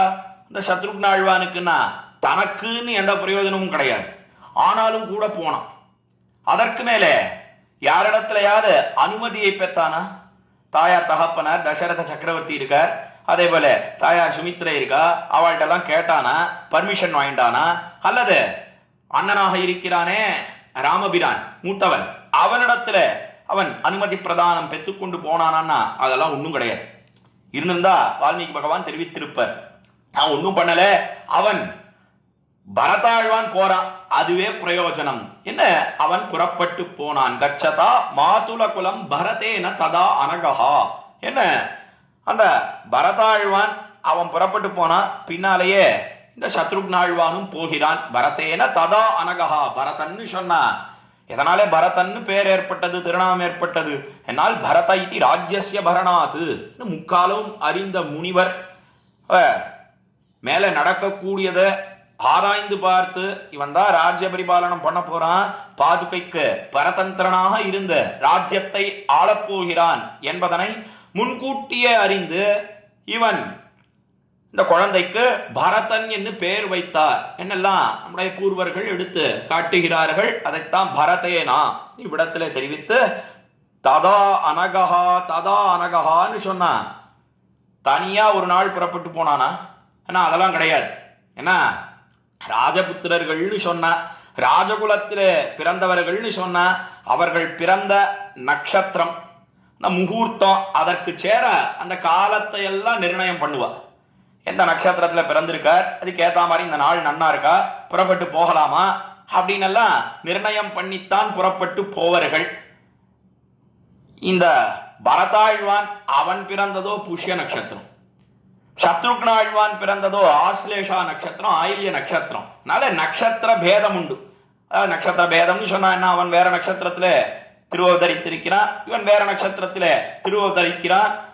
ராஜாக்களா வேற இருக்கா, ராஜகுமாரர்களா இருக்கான்னு சொன்னா சரி, போறதுதான் போனான்னு சொன்னா அவனுக்கு சேர அந்த நாள் முகூர்த்தத்துல கிளம்பி போவது. அதாவது பரதாழ்வான் அவன் புறப்பட்டு போனான், இவனுக்கு எந்த நாள் முகூர்த்தம் நன்னா இருக்கோ இவன் புறப்பட்டு போனான். என்னெல்லாம் உண்டானா அதெல்லாம் கிடையவே கிடையாது. அதைத்தான் ததா என்கிற பதத்திலே அடக்கி காட்டுகிறார்னு நம்முடைய பூர்வர்கள் மிகவும் ஸ்லாகித்து வியாக்கியானம் பண்ணுகிறார்கள். ததா அனகஹா என்ன, அவன் புறப்பட்டு போனான்னு சொன்னார். அதுதான் கீழே சொல்லிட்டாரு, கச்சதா மாதுல குலம் கச்சதான்னா போனான்னு சொன்னார். எதுக்காக மறுபடியும் ததான்னு சொல்றார் இவ்விடத்துல? விசாரம் எல்லாம் நம்முடைய பூர்வாச்சாரியர்கள் உரையில எடுத்த விசாரம் பண்ணி வியாக்கியானம் பண்ணி காட்டலன்னு சொன்னா இந்த அர்த்தங்கள்லாம் தெரியவே தெரியாது. ஏதோ மேலே இந்த வாரியா பார்த்தா புறப்பட்டு போனான் கச்சதா மாதுலகுலம் பரதேன ததா அனகஹா புறப்பட்டு போனான்னு சொல்லிடுவோம். ஆனா ரெண்டுக்கும் ஒரு சூக்ஷ்மார்த்தம் உண்டு. கச்சதான்னு சொன்னாலும் போனான்னு தான் அர்த்தம், ததான்னு சொன்னாலும் போனான்னு தான் அர்த்தம். அப்படி இருக்கச்சே மறுபடியும் மறுபடியும் ஏன் அதே சப்தத்தை உபயோகிக்கிறார்? புனருக்தி தோஷம் சேராதா? சொன்னதை திருப்பி சொல்றார் என்பது சேராதா? உயர்ந்த காவியம்னு சொன்ன அதுல புனருக்தி தோஷம் எல்லாம் இருக்கக்கூடாது. அப்படி இருக்கச்சே ஏன் ததான்னு சொல்றார் இவ்விடத்துல? என்ன உரையாசிரியர்கள் எடுத்து காட்டினார்கள். கீழே கச்சதான்னு சொன்னானே அது மமகார நிவர்த்தியை சொல்லுகிறது, ததா என்பது அகங்கார நிவர்த்தியை சொல்லுகிறது என்று காட்டினார்கள். அது மமதா நிவர்த்தின்னு சொன்னா என்ன, அகங்கார நிவர்த்தின்னு சொன்னா என்ன? என்னால் மமகாரம்னு சொன்னா தனக்குன்னு ஒரு பிரயோஜனம், நாமெல்லாம் எனக்குன்னு ஒன்று வேணாமா, என்னுடையது இது அப்படின்னு சொல்றோமே, அதற்குத்தான் மமகாரம்னு பெயர். மமகார நிவர்த்தியை சொல்லுகிறதுன்னு சொன்னா என்ன அர்த்தம்? ஏன்னா இவனுக்குன்னு ஒரு பிரயோஜனம் கிடையாது. அதைத்தான் கீழே பார்த்தோம். கச்சதான்னு சொன்னா என்ன பார்த்தோம்? என்னால் பரதாழ்வான் போனா அவன் பின்னாலேயே சத்ருக்னாழ்வான் போனான். பரதாழ்வானைத்தான் கூட்டிருக்கான் மாமாவான யுதாஜித்து, அதனாலே அவனுக்கு ஒரு பிரயோஜனம் இருக்கு. போனா இவனுக்கு ஒரு பிரயோஜனமும் கிடையாது. பரதன் போவதே பிரயோஜனமாக போனான் ஸ்ரீ சத்ருக்னாழ்வான். அதனாலே அவனுக்கு மமகாரம் விடத்திலே கிடையாது. அதைத்தான் மமகார நிவர்த்தியை சொல்லுகிறது காட்டினார்கள் உரையாசிரியர்கள். அதற்கு மேலே இவ்விடத்துல ததான்னு சொன்னா எதை காட்டும்னா அகங்காரம். அகங்காரம்னா நான் நான் சொல்லக்கூடியது. அந்த அகங்கார நிவர்த்தியை இங்கே சொல்றார். அதனால தான் ததா அனகஹா என்ன ஸ்லோகமானது அமைந்திருக்கிறது. என்ன சூக்ஷ்மார்த்தத்தை எடுத்து நம்முடைய உரையாசிரியர்கள் காட்டுகிறார்கள். பரதேன ததா அனகஹா, அகம் அகம்னு சொன்னா பாபம், அனகஹான்னு சொன்னா பாபமற்றவன் என்ன அர்த்தம். இடத்துல பாபம்னு சொன்னா எதை காட்டுறது? என்ன பாபமாகிறது ராம பக்தியை. ராம பக்தி தான் பாபம்னு சொன்னான். அநியாயமா இருக்கு. ராமபக்தியை போய் பாபம்னு சொல்லலாமா? ராமன் எப்பேற்பட்ட வடிவழகோட கூடி இருக்கிறான், எப்பேற்பட்ட குணவானாக இருக்கிறான். அந்த குணங்களிலே தானே எல்லாரும் ஈடுபட்டார்கள். அயோத்தியாவாசி ஜனங்கள் எல்லாம் அக்காலத்துல தெரிவித்தது என்ன என்ன, மறுநாள் ராமனுக்கு பட்டாபிஷேகம் பண்ண போனேன், உங்களுடைய அபிப்பிராயம் என்ன என்ன கேட்ட காலத்திலே அநேக வருஷ சஹசிர விருத்தஸ்துவமசி பார்த்திவா, ஏ கிழவா ஒழிந்து போன்னு சொன்னா அவள்லாம் கேட்டுட்டோ வருத்தத்தோட எதனால இப்படி சொல்றேன்னு தசரத சக்கரவர்த்தி கேட்க, நான் பண்ணிய தவறு என்னன்னு கேட்டான். கேட்ட உடனே அவர்கள் எல்லாம் சொன்னது என்ன, என்னால் குணவானான பிள்ளையை பெற்று எங்களை படுகொலை அடித்தாய் அவர்கள் எல்லாம் தெரிவித்தார்கள். அப்படி எதுக்காக சொல்ல வந்தேன்னா, குணக்கடலாக இருக்கிறான் சக்கரவர்த்தி திருமகன் ராமபிரான். அவனிடத்துல ஈடுபாடு ஏற்படணும்னு தானே எல்லாரும் ஆசைப்படுறோம். அப்படி இருக்கறச்சே அகம்னு சொன்னா பாப்பம், அந்த பாபம் இல்லாதவனாக இருக்கிறான் ஸ்ரீ சத்ருக்னாழ்வான். இந்த பாபம் என்பது எதை காட்டும்னா ராமபக்தியை காட்டும் சொல்றாரு. இது எப்படி சேரும் என்ன உரையாசிரியர்கள் விசாரித்து சமாதானம் தெரிவிக்கிறார்கள். என்னால் புண்ணியம்னா என்ன, பாபம்னா என்ன, அதை முதல்ல நாம் தெரிஞ்சுக்கணும். ஒன்றும் கிடையாது. பாபம்னு சொன்னா உத்தேசிய விரோதி பாபம். என்ன, எது நம்முடைய உத்தேசத்துக்கு தடையாக இருக்கிறதோ, அதாவது நாம் ஒன்று ஆசைப்படுறோம், ஒன்றும் வேணாம், ரொம்ப சுலபமாக புரியுறது சொன்னால் நம்முடைய பூர்வர்கள் எதை தெரிவிக்கிறார்கள்னா, காலங்காத்தால் எழுந்திருக்கிறச்சேவே ஒரு பானை வேணும், 4 மணிக்கு ஒரு பானை வேணும்னு நாமெல்லாம் ஆசைப்படுறோம். இந்த பானம் கிடைக்கலன்னு சொன்னா, ஐயோ என்னுடைய பாபம் தான், என்ன பாபம் பண்ணேனோ தெரியல, கிடைக்கல, பானம் கிடைக்கலன்னு சொல்றோம். அதைத்தான் திருஷ்டாந்தமாக தெரிவித்தார்கள். உதாரணம் எக்ஸாம்பிளா சொன்னா, ஆக எதுக்காக இதை தெரிவிப்பார்கள்னா, உத்தேசியம் எது, எது நமக்கு ஆசை, நான் அந்த பானம் வேணும் என்பதுதான் நமக்கு ஆசை. அது கிடைக்கலன்னு சொன்னா என்னுடைய பாபம்னு சொல்றோமே, அதுதான் தடை பண்ணுகிறது, விரோதியாக இருக்கிறது. ஆக ராமபக்திய எப்படி இவ்விடத்திலே பாபம் என்று தெரிவிக்கிறார்கள் என்னால், சத்ருக்ன ஆழ்வான் யாருக்கு கைங்கரியம் பண்றான், என்ன பரதாழ்வானுக்கு கைங்கரியம் பண்றான். பரதாழ்வானுக்கு கைங்கரியம் பண்றான்னு சொன்னா ராமனிடத்திலே பக்தி பூண்டவனாக இருந்தா அதுக்கு தடையாத்தானே வந்து சேரும். இன்னும் வேணா, ராம கைங்கரியத்துக்கே ராம சௌந்தர்யம் விரோதம் பண்றது. யார் சொன்னான்னா, அக்காலத்துல சுமித்ரா பிராட்டி தெரிவித்தாள். காட்டுக்கு புறப்படுகிறார்கள் சக்கரவர்த்தி திருமன் ராமபிரான் என்ன, அதே போல சீதா பிராட்டி என்ன, லக்ஷ்மணன் என்ன. பொழுதோ லக்ஷ்மணன் நேராக தாயாரிடத்துல வந்தான். சுமித்ரையின் இடத்துல வந்து, அம்மா நான் புறப்பட்டு காட்டுக்கு போயிட்டு வரேன்னு சொன்னான். சொன்ன உடனே காலத்தை அவள் தெரிவித்தது என்ன, என்ன குழந்தாய் ரொம்ப சந்தோஷம், என்ன போயிட்டு வா, உன்னை பெத்ததே காட்டுக்கு போவதற்காகத்தான் காலத்துல தெரிவித்தான். யாராவது சொல்லுவாளா லோகத்துல? ஒரு நாளும் சொல்லவே மாட்டார்கள். ஏண்டாப்பா உனக்கு என்னடா தலையெழுத்து, ராஜா உங்க அண்ணனை தான் போகணும்னு சொல்லியிருக்கான், நீ எதுக்காக அங்கெல்லாம் போற, அங்கெல்லாம் எங்கேயும் போக வேண்டாம், இங்கே இரு, இங்கே சௌக்கியமா இரு என்ன லோகத்தில் இருக்கக்கூடிய தாயார் தெரிவிப்பள். ஆனா அவள் தெரிவித்தது என்ன, என்னால் சிருஷ்டஸ்வம் வனவாசாயா ஸ்வனுரக்த சுக்ருஜ்ஜனே ராமே பிரமாதம் மாகாரிஷீஹி புத்திர பிராதரி கச்சதி. குழந்தாய் சிருஷ்டஸ்வம் வனவாசாயா, உன்னை பெத்ததே காட்டுக்கு போவதற்காகத்தான், ரொம்ப சந்தோஷம், சௌக்கியமா போயிட்டு வா. ஆனா காட்டுல போகச்சே ஒரே ஒரு விஷயத்துல மாத்திரம் ரொம்ப ஜாக்கிரதையாயிரு. என்ன, நீ ஸ்வனுரக்த சுக்ருஜ்ஜனே, என்ன ராமபிரானிடத்திலே உன்னுடைய அண்ணனிடத்திலே பேரன்பு பூண்டவனாக இருக்கிறாய், ரொம்ப சந்தோஷம். ஆனா ஒன்னுத்துல மாத்திரம் ஜாக்கிரதையாயிரு, ராமே பிரமாதம் மாகாரிஷீஹி. என்ன, நீ நிற்கக்கூடிய ராமன், அந்த ராமன் அவனையும் சேவிக்கலாம், உட்காரக்கூடிய ராமனையும் சேவிக்கலாம். ஆனா நடக்கக்கூடிய ராமனை மாத்திரம் பார்க்காதே, பார்த்தா கைங்கரியம் போயிடும், கெடு போயிடும். எதனால என்ன, உன்னுடைய நடையழகு, எப்பேற்பட்ட நடையழகோட கூடியிருக்கிறான் அந்த சக்கரவர்த்தி திருமான் ராமபிரான். எல்லாம் எங்கேருந்து வந்ததுன்னா பெரிய பெருமாள் இடத்துல இருந்தா வந்தது.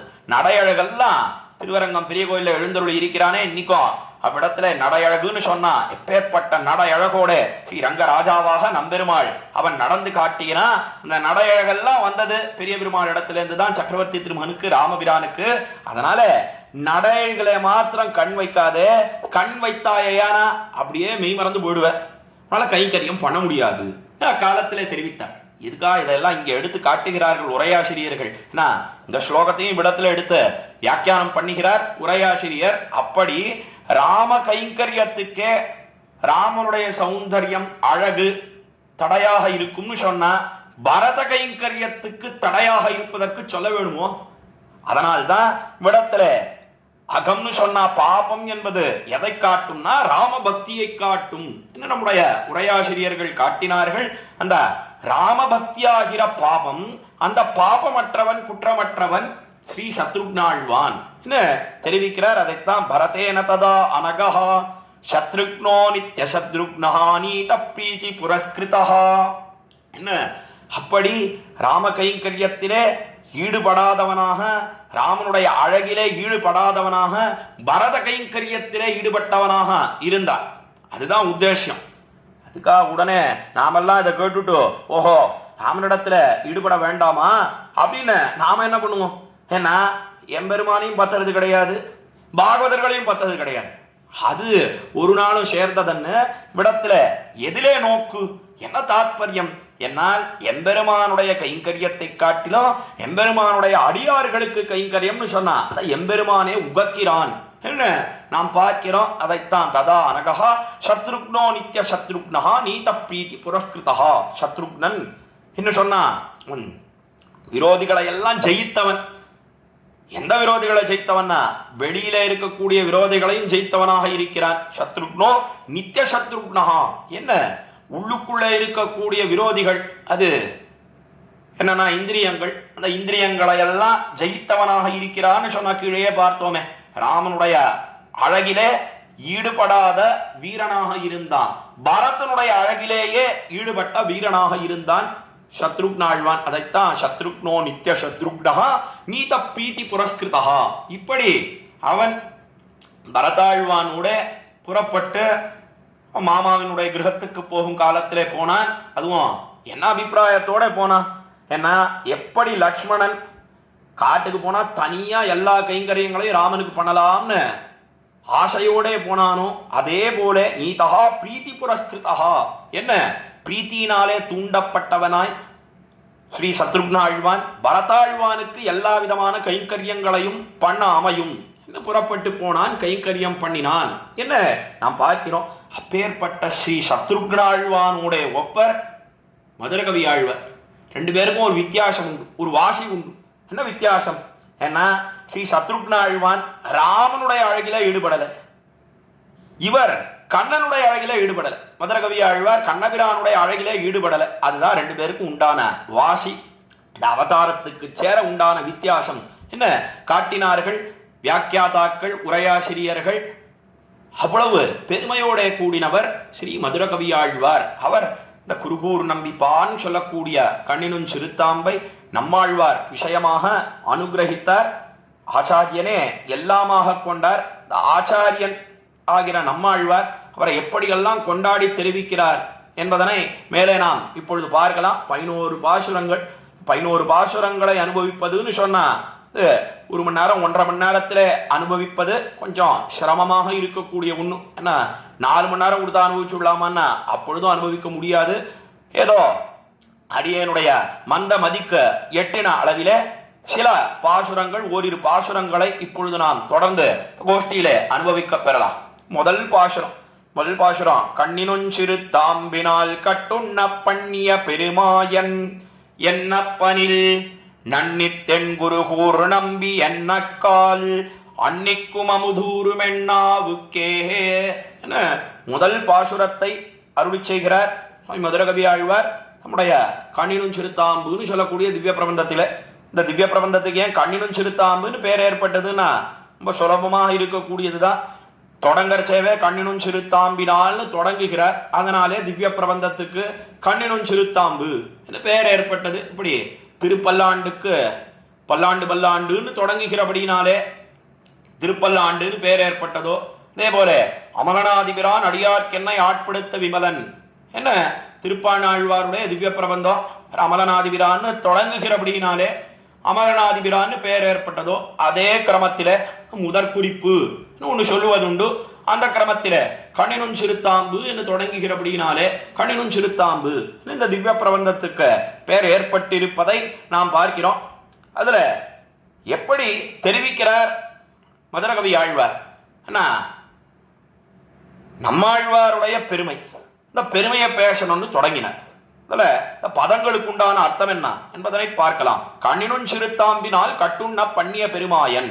தாம்புன்னு சொன்னா கயிறுன்னு அர்த்தம். எப்படிப்பட்ட கயிறுனா கண்ணி நுண் சிறுத்தாம்பு. என்ன நேர தாம்புன்னு சொல்லல, கண்ணினும் சிறுத்தாம்புன்னு தெரிவித்தார். எதனால என்ன, எங்க பார்த்தாலும் ஒரே முடிச்சா போட்டிருக்கு, கன்னித்தாம்பாக இருக்கிறது. அதற்கு மேலே நேராக இருக்கு. அதற்கு மேலே சிறுத்தாம்புன்னு சொன்னா சிறிய கயராக இருக்கு. அந்த கயிற்றினாலே கட்டுண்ண பண்ணிய பெருமாயன், கட்டும்படியாக தன்னை அமைத்து கொடுத்த பெரிய ஆச்சரியபூதன். யாரவன்னா வந்தா எம்பெருமான் என்னப்பனில். என்ன எம்பெருமான் கிருஷ்ணாவதாரத்தில் இருக்கக்கூடிய ஒரு விற்த்தாந்தத்தை சொல்றேன். என்னப்பனில் நன்னி தென்குருகூர் நம்பி என்னக்கால். அதை விட்டுட்டோம், எதுல பொருந்தி இருக்கிறார் மதுரகவி ஆழ்வார் என்ன, தென்குருகூர் நம்பி என்னக்கால். தென்குருகூர் அழகிய திருக்குருகூர்னு சொல்லக்கூடிய ஆழ்வார் திருநகரி.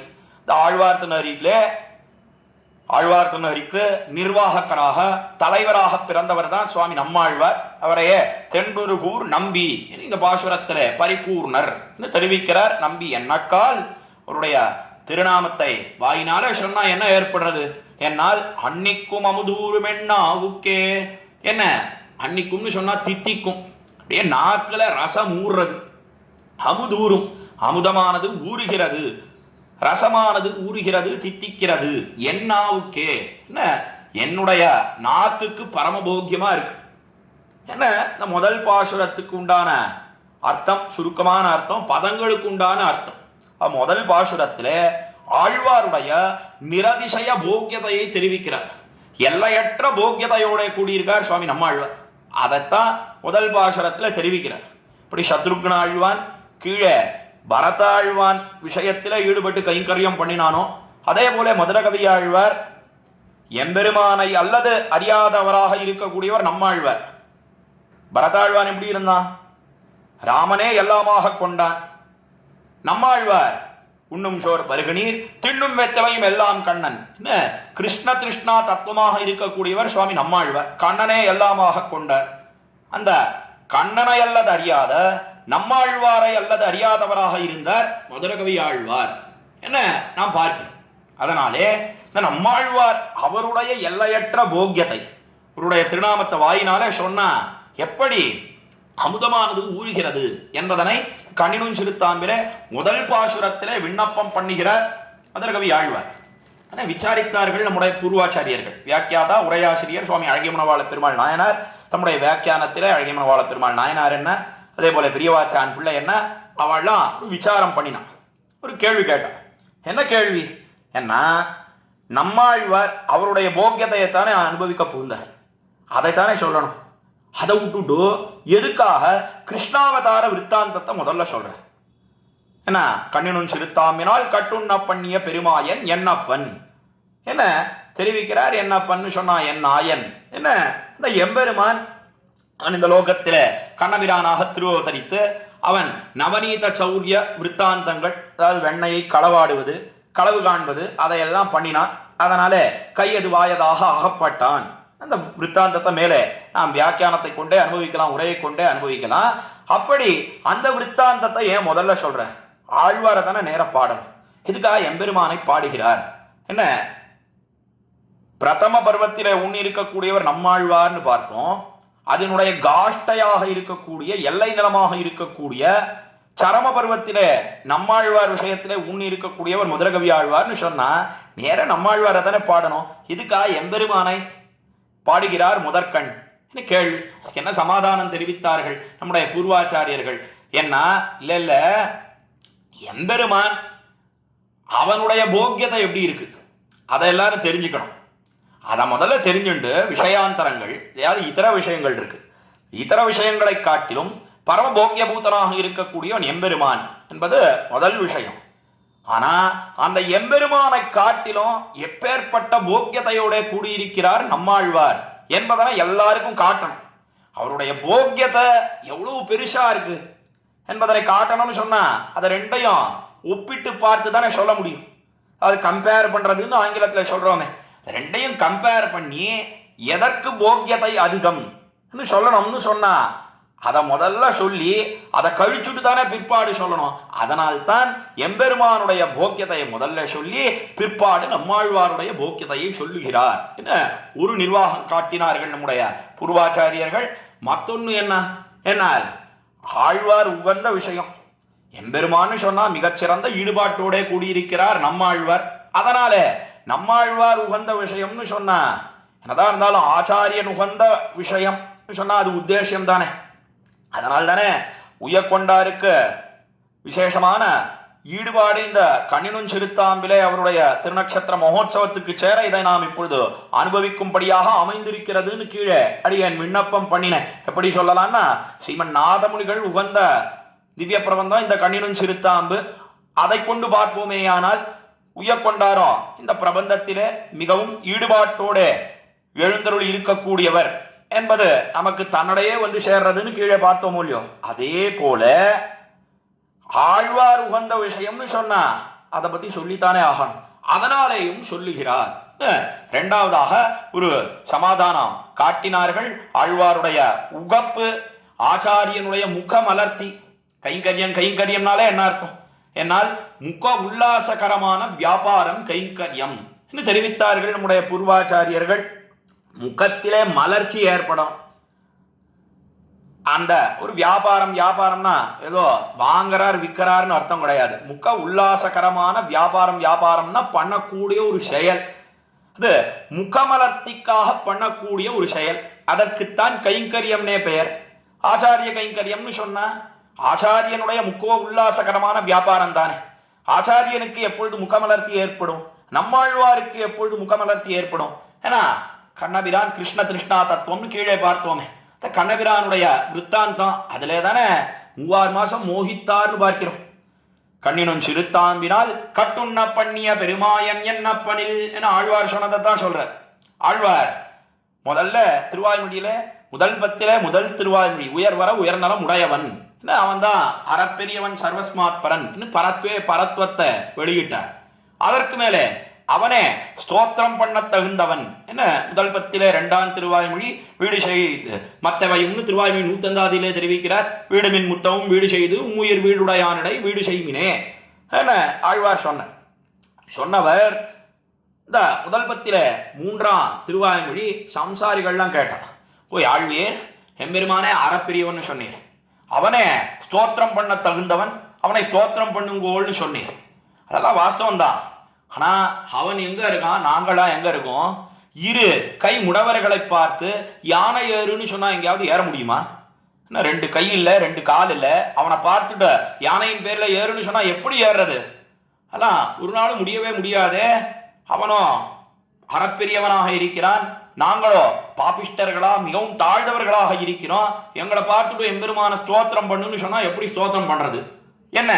இவர்கள் எல்லாம் கேட்க உடனே சுலபமான வழியை சொன்னார். அதுவா சொல்றேன், எம்பெருமான் எவ்வளவு சுலபனாக லோகத்திலே அவதாரங்களை எல்லாம் பண்றான். அந்த அவதாரத்திலே உண்டான சௌலபியத்தை தான் முதல் பத்திர 3ஆம் திருவாய்மொழி 10 அடியவர் கெளியவன் இந்த திருவாய்மொழியில அருளி செய்தார் நம்மாழ்வார். எதுக்காக இங்க எடுத்து சொல்லிட்டு கண்ணினும் சிறுத்தாம்பு இப்போ நாம் அனுபவிச்சுட்டு இருக்கோம். ஏன் அந்த பதிகத்தை எடுத்து இவ்விடத்துல காட்டுகிறார்கள் நம்முடைய உரையாசிரியர்கள்? ஏன்னா அதுல அந்த முதல் பாசுரத்துல என்ன தெரிவிக்கிறார்னா, மத்துரு கட வெண்ணை களவினில் உறவிட யாப்புண்டு எத்திர முரலினோடு இணைந்திருந்தேங்கிய எளிவே. ஆழ்வார் அங்க சொன்னதைத்தான் இங்க கண்ணினும் சிறுத்தாம்பினால் கட்டுண்ண பண்ணிய பெருமாயன் என்னப்பனில் என்ன தெரிவிக்கிறார் மதுரகவி ஆழ்வார். என்ன நாம் பார்க்கிறோம், எம்பெருமான் இந்த லோகத்துல அவதாரங்களை எல்லாம் பண்ணினோம். இதுவும் எம்பெருமானை பத்தி பேசுறார் இங்க மதுரகவி ஆழ்வார். நம்ம ஆழ்வார் அங்க திருவாய்மொழியில பேசினதைத்தான் இங்கே சொல்றார் மதுரகவி ஆழ்வார். அந்த எம்பெருமான் அவன் இப்படி சேவை சாதிக்கிறான், ஆனால் அறப்பெரியவனாக பரமதத்தில் எழுந்தருளி இருக்கிறான். அது ரசிக்க தகுந்ததானா? அதெல்லாம் தள்ள வேண்டியதானா? எதை பார்க்கறச்சு என்ன? இந்த லோகத்திலே எம்பெருமான் அவதாரங்களை பண்ணுகிறானே, இந்த அவதாரங்களிலே உண்டான நீர்மை குணம் அது பரத்வத்திலே கிடையாதுன்னு சொன்னா அப்போ எம்பெருமானுக்கு அந்த குணங்கள் கிடையாதா? குணங்கள்லாம் இருக்கு, ஆனா இது பிரகாசிப்பது கிடையாது. எங்க பிரகாசிக்கிறது? எங்க நன்னா ஒளிவிட்டு நன்னா தேஜோமயமாக இருக்கிறது இந்த லோகத்திலே அவதாரங்கள் பண்ணும் காலத்திலே தான். அதனாலே பரத்வத்தை தள்ளிவிட்டு அவதாரத்தை பிடித்து இந்த அவதாரங்களிலேயும் ராமாவதாரத்தை காட்டிலும் கிருஷ்ணாவதாரத்துக்கு உண்டான சௌலபியம் நீர்மை ராமாவதாரத்துக்கு கிடையாது. உரையாசிரியர் தெரிவிக்கிறார். இதெல்லாம் இந்த கண்ணினும் சிறுத்தாம்பில முதல் பாசுரத்தின் வியாக்கியானத்தின் தொடக்கத்திலே சுவாமி அழகிய மணவாள பெருமாள் நாயனார் தம்முடைய உரையில எடுத்து காட்டுகிறார். அதைத்தான் இப்பொழுது அடியேன் முக்கியமா தெரிவித்து வருகிறேன். இவ்விடத்தில் பிரசங்காத இந்த கோஷ்டியில விண்ணப்பித்தேன். அப்படி அவதாரங்களிலே கிருஷ்ணாவதாரம், இந்த கிருஷ்ணாவதாரத்திலேயும் ரசவைத்தரமான பாகம் எது? ஏன்னா ஒரு கரும்பை எடுத்து நாம் போஜனம் பண்ணுறோம், கரும்பை சாப்பிட்றோம். இந்த கரும்பில் எந்த பாகம் ரொம்ப திட்டிக்கிறது? இது ரொம்ப நன்னா இருக்குது. ஏன்னா கீழே இருக்கக்கூடிய வேரையும் தள்ளிவிடுறோம், மேலே இருக்கக்கூடிய அந்த இலைகள் அந்த பாகங்களை எல்லாம் தள்ளிவிட்டு நடுவில் இருக்கக்கூடிய பாகம், அந்த பாகத்தை தான் நாம் என்ன பண்ணுறோம்? ஆனால் நாம் உட்கொள்ளுகிறோம், போஜனம் பண்ணுறோம், சாப்பிட்றோம். அதே போல கிருஷ்ணாவதாரத்தில் ரசவைத்தரமான பாகம் எது? ஏன்னா மதுரா நகரத்தில் பிறந்தானே, அது ரசமன்றினா. அதே போல அவன் பரவம் நிரம்பின பிற்பாடு தூத்திய சாரத்தியங்கள்லாம் பண்ணினானே, தூதனாக நடந்தான். அதே போல சாரதியாக தேரோட்டினா, அதுவும் அவ்வளோ ரசமன்றினா. எது ரசவைத்தரமான பாகம்னா, நடுவில் யசோதா ஸ்தனந்தயனாக சிறு குழந்தையாக பருவம் நிரம்புவதற்கு முன்னே எத்தனை காரியங்கள் பண்ணினான். அதுதானா மிகவும் ஆகர்ஷகமாக இருக்கிறது, நெஞ்சை அபகரிக்கிறது, கொள்ளை கொள்ளுகிறது. நம்முடைய பூர்வர்கள் காட்டினார்கள். முக்கியமாக அழகிய மணவாள பெருமாள் நாயனார் எடுத்து இவ்விடத்துல வியாக்கியானத்திலே காட்டுகிறார். அதுலேயும் முக்கியமா எந்த விருத்தாந்தத்தில் ஈடுபடுகிறார் நம்மாழ்வார்? ஏன்னா வெண்ணையெல்லாம் களவு கண்டானே எம்பெருமான், அந்த பெண்களை எல்லாம் தீரா மாத்தாக நெஞ்சாரல் படுத்தினானே, அதுல தான் முக்கியமா ஈடுபடுறார் சுவாமி நம்மாழ்வார் என்று பார்க்கிறோம். அதைத்தான் மற்றொரு களவெண்ணை களவினில் உறவிட யாப்புண்டு எத்திர முரளினோடு இணைந்திருந்து ஏங்கிய எளிவே என ஆழ்வார் சொன்னார். அதைத்தான் மதுரகவி ஆழ்வார் கண்ணினும் சிறுத்தாம்பினால் கட்டுண்ண பண்ணிய பெருமாயன் நீ விடத்துல தெரிவிக்கிறார். என்ன நடந்தது? நடந்த விற்த்தாந்தம் என்ன? நான் அநேகமா எல்லாருக்கும் தெரிந்த விற்த்தாந்தம் தான். திருவாயர்பாடியில கண்ணபிரான் அவன் சிறு குழந்தையாக இருக்கும் காலத்துல வெண்ணையினிடத்திலே அதிமாத்திரமான பிராவண்யம், அதிமாத்திரமான ஈடுபாடு. அதனால என்ன பண்றான்? ஏன்னா தன்னுடைய சௌலபியாதி குணங்கள் எல்லாம் வெளிப்படணும். இல்லைன்னா இந்த காரியம்லாம் பண்ணணுமா? நான் சர்வஸ்மாத்பரனாக இருக்கக்கூடிய எம்பெருமான், அவாப்த சமஸ்த காமனாக இருக்கக்கூடியவன். அவாப்த சமஸ்த காமன்னா என்ன? என்னால் அவனால அடையப்படாத ஆசை என்பதே கிடையாது. அப்படி இருக்கக்கூடிய எம்பெருமான் ஏதோ இங்க வந்தானா, கண்ணனாக பிறந்தானா, மதுரா நகரத்திலிருந்து புறப்பட்டு திருவாயர்பாடிக்கு வந்து சேர்ந்தானா, அந்த வெண்ணையெல்லாம் வேணாம் ஏதோ ஒழிச்சு வச்சாலாம், அதையெல்லாம் போய் திருடினானா? எல்லாம் இதுக்காக பண்ணினான் எம்பெருமான். என்னால் தன்னுடைய நீர்மை குணங்கள் லோகத்திலே சுப்பிரசித்தமாக விளங்க வேண்டும் என்பதற்காகத்தான் இந்த நவநீத சௌரிய விற்த்தாந்தங்களையே எம்பெருமான் பண்ணினான் என்ன பார்க்கிறோம். அதுவும் கண்ணபிரான் பல கிரகங்களுக்கு போய் பல வீடுகளுக்கு போய் அந்த வெண்ணனையெல்லாம் நித்தியம் திருடுறான். நித்தியம் இதான் வேலை. அது எப்படி எல்லாத்தையும் எப்படி போஜனம் பண்ண முடிஞ்சது? ஏன்னா ஒரு நாளே பல இடங்களுக்கு போய் திருடுவான், திருடி வெண்ணையெல்லாம் சாப்பிடுவான். எப்படி அவனால் சாப்பிட முடிஞ்சது? ஏன்னா உலகமுண்ட பெருவாயன், அதனால அவனுக்கு முடியாது ஒன்று உண்டா? ஏன்னா அது சொல்லலை. நம்முடைய பூர்வர்கள் ரசமாக என்ன தெரிவித்தார்கள்னா, ஒரு கிரகத்திலே அவன் புஜிக்கக்கூடிய வெண்ணெய் மற்றொரு கிரகத்திலே புஜிக்கக்கூடிய வெண்ணெய்க்கு உத்தீபன ஔஷதம். என்ன உத்தீபன ஔஷதம்னு சொன்னா என்னன்னா, ஆங்கிலத்தில் சொல்றதுன்னா அப்பிடைசர்னு சொல்றோம். அதாவது பசியை தூண்டணுன்றதுக்காக சிலதெல்லாம் சாப்பிட்றான்னு சொல்றா. அப்படி கண்ணபிரானுக்கு ஒரு கிரகத்தில் இருக்கக்கூடிய வெண்ணெய் என்ன பண்றதுன்னா, மற்றொரு கிரகத்திலே போய் வெண்ணெயை புஜிக்க வேணும் என்கிற பசியை தூண்டுகிறது காட்டினார்கள் நம்முடைய பூர்வாச்சாரியர்கள். இப்படி வெண்ணையெல்லாம் திருடி கொண்டு வரும் காலத்தில் ஒரு நாள் தன்னுடைய கிரகத்திலேயே திருடினான்.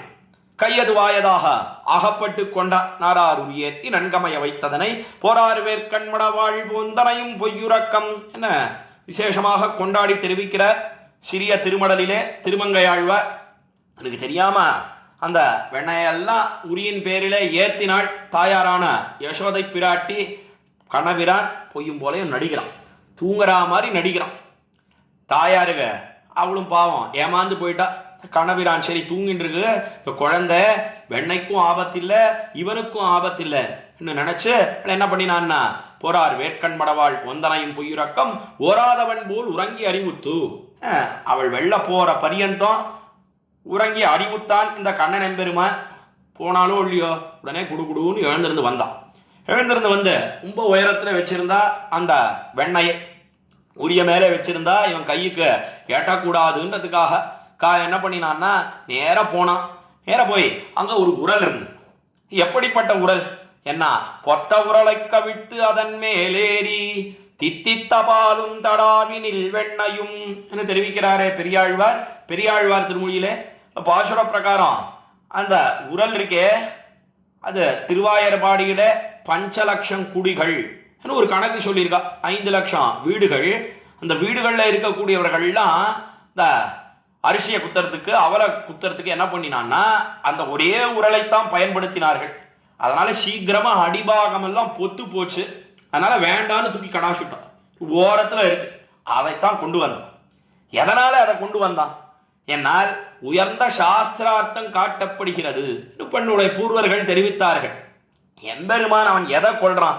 ஏன்னா நம்முடைய அகங்காரத்தினாலேயும் மமகாரத்தினாலேயும் தூஷிக்கப்பட்டதுன்னு சொன்னால் அதை வேண்டான்னு ஒதுக்கிடுறோம். நாம் வேணும்னு சொன்னால் அதை எம்பெருமான் கொள்ளுவதே கிடையாது. நான் வேணான்னு சொன்னால் அதை எடுத்துக்கிறான். அதைத்தான் இந்த விற்த்தாந்தத்திலே நாம் பார்க்கிறோம் என்று நம்முடைய பூர்வர்கள் தெரிவிக்கிறார்கள். அங்கே இருக்கக்கூடியவர்கள்லாம் அந்த உரல் வேண்டாம் பிரயோஜனப்படாதுன்னு சொன்னா அதனால அதை கொண்டு வந்தான். மற்றொன்னும் காரணம் என்னன்னா அதை தேடிதான் யாரும் வரமாட்டான். அதனால அதை எடுத்துன்னு வந்தோம்னு சொன்னா சுலபமா திருடி வெண்ணையை நாம் புஜிக்கலாம் கண்ணபிரான் நினைத்தான். அதனால நேர கொண்டு வந்தான் அந்த உரலை. பொத்த உரலை கவிழ்த்து அதன் மேலேறி அதன் மேலே ஏறி அவ்விடத்தில் இருக்கக்கூடிய வெண்ணையெல்லாம் தாரார் தடந்தோள்கள் உள்ளளவும் கை நீட்டி ஆறாத வெண்ணை விழுங்கி என்ன அந்த தடந்தோள்கள் உள்ளளவும் கை நீட்டி தோல் உள்ளதனையும் அந்த குடத்தில் கையை நீட்டி வெண்ணையெல்லாம் நன்னாக புஜித்தான். அக்காலத்தில் கண்ணன் எம்பெருமான் ஆறாத வெண்ணை விழுங்கி அருகிருந்த மோரார் குடம் உருட்டி முன்கிடந்த தானத்தே என்ன பக்கத்திலேயே மோர் குடம் இருந்தது. மோரை பார்த்தா கண்ணனுக்கு பிடிக்கவே பிடிக்காது. மூஞ்சு மோரையும் பாரு. யார் சிருஷ்டித்தாலோ தெரியல. என்ன தெரிவித்தான்? யார் சிருஷ்டித்தான்? இவன் தான் சிருஷ்டித்தான். எல்லா பதார்த்தங்களையும் சிருஷ்டித்தவன் கண்ணன் எம்பெருமான் தான். ஆனாலும் கூட மோர்னு சொன்னா கண்ணனுக்கு பிடிக்கவே பிடிக்காது. அதனால மோர் குடத்தை எட்டி உதைத்தான். எட்டி உதைச்சுட்டு அருகிருந்த மோரார் குடமுருட்டி முன்கிடந்த தானத்தே ஓராதவன் போல் கிடந்தானை கண்டபடும் வாராத்தான் வைத்தது காணாள். என்ன முதல்ல எப்படி படுத்துட்டு இருந்தானோ அதே கிரமத்தில் வந்து சயனித்து கொண்டான், படுத்து கொண்டான். எங்க பார்த்தாலும் ஒரே மோர்க்கடல். முன்பு பார்க்கடலிலே கிடந்தான், இப்பொழுது மோர்க்கடலிலே கிடக்கிறான். முன்பு க்ஷீரார்ணவத்திலே கிடந்தான், இப்பொழுது மோரார்ணவத்திலே கிடக்கிறான் என்று நம்முடைய பூர்வர்கள் எல்லாம் விசேஷமாக வியாக்கியானம் பண்ணி காட்டுகிறார்கள் உரையாசிரியர்கள். எங்க போனாலே உனக்கு ஒரு நீர் வேண்டி இருக்கு. பார்க்கடல்ல இருந்தா முன்னாடி, இப்பொழுது மோர்க்கடல்ல படுத்துட்டு இருக்கான். நேராக வந்தா யசோதை பிராட்டி பார்த்தா யார் இந்த காரியத்தை பண்ணியிருக்க முடியும்? ஆனால் பார்த்தா எப்படி படுத்துட்டு இருந்தானோ அப்படியே படுத்துட்டு இருக்கான். ஒரு அசைவும் இல்லை, மாறுபாடு இல்லவே இல்லை. ஆனாலும் கூட இவனை தவிர யார் திருடி இருக்க முடியும்? மோரார் குடமிருட்டி முன்கிடந்த தானத்தே ஒராதவன் போல் கிடந்தானை கண்டவளும் வாராத்தான் வைத்தது காணாள் வயிறடித்திங்காராறு புகுதுவார் ஐயர் இவரல்லால் இந்த ஐயரை தவிர யார் வந்திருக்க முடியும்? யாரும் திருடி இருக்க முடியாது என்பதனை கண்டு கொண்ட யசோதை பிராட்டி இப்படி நித்தியம் களவாடின்னு இருக்கான். வெண்ணையை திருடி திருடி சாப்பிட்றான். ஒரு நாள் கையது வாயதாக அகப்பட்டு கொண்டா. இன்னைக்கு இந்த பையலை விட்டு வைக்க கூடாது.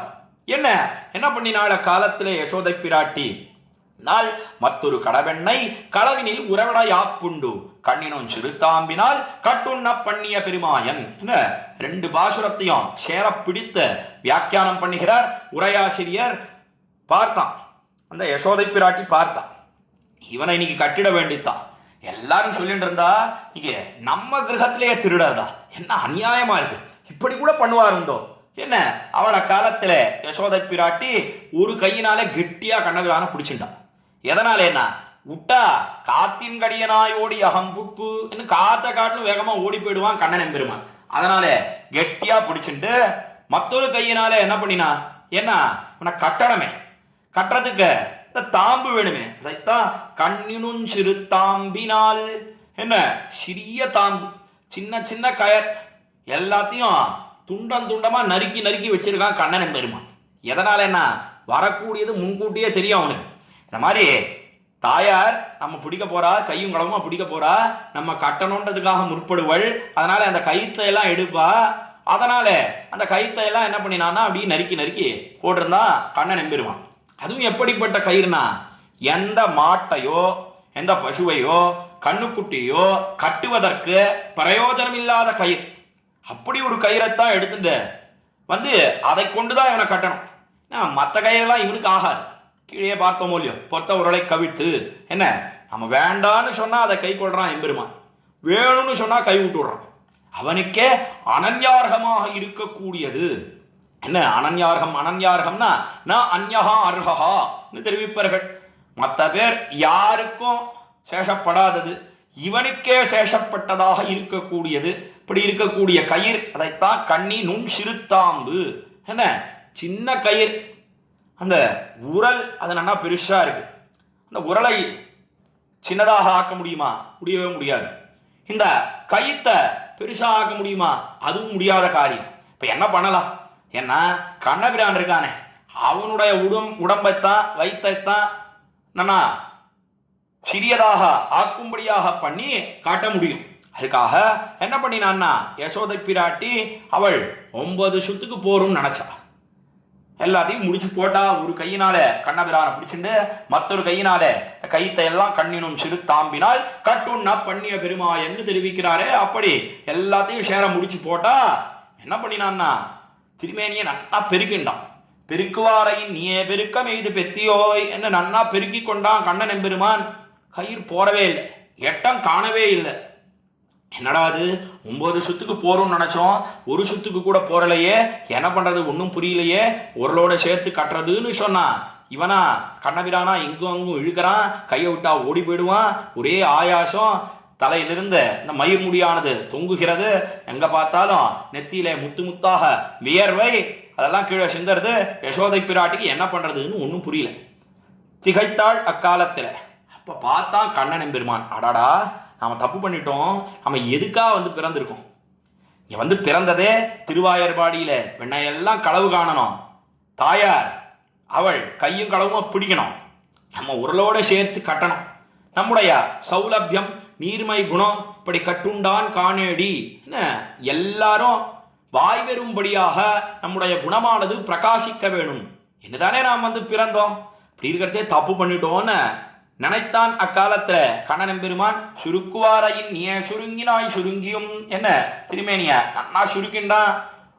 ஒரு சுத்துக்கு போராதது 9 சுத்துக்கு போருமாக ஆயித்து. நன்னா இப்ப சேர்த்து கட்டுட்டான், உரலோட சேர்த்து கட்டினா அந்த கண்ணன் எம்பெருமானை. அதைத்தான் கட்டுண்ண பண்ணிய பெருமாயன் என்ன, கட்டும்படியாக தன்னை அமைத்து கொடுத்தான் அக்காலத்திலே கண்ணன் எம்பெருமான். அதனாலே கட்டினான். இல்லைனா கட்ட முடியுமா அந்த எம்பெருமானை? ஒரு நாளும் கட்டவே முடியாது. எம்பெருமானை போய் எங்கேயாவது கட்ட முடியுமோ? எம்பெருமான் தான் நம்ம எல்லாரையும் கட்டுறான். எதுல கட்டுறான்? என்ன, சம்சார பந்தஸ்திதி மோக்ஷஹேது. சம்சாரம்னு சொல்லக்கூடிய ஒரு பெரிய கடல், ஒரு பந்தம். இந்த பந்தத்திலே நம்மை கட்டுகிறான் எம்பெருமான். எங்கேயாவது அந்த கட்டை நம்மாலே அவிழ்க்க முடியுமோ? ஒரு நாளும் அவிழ்க்கவே முடியாது.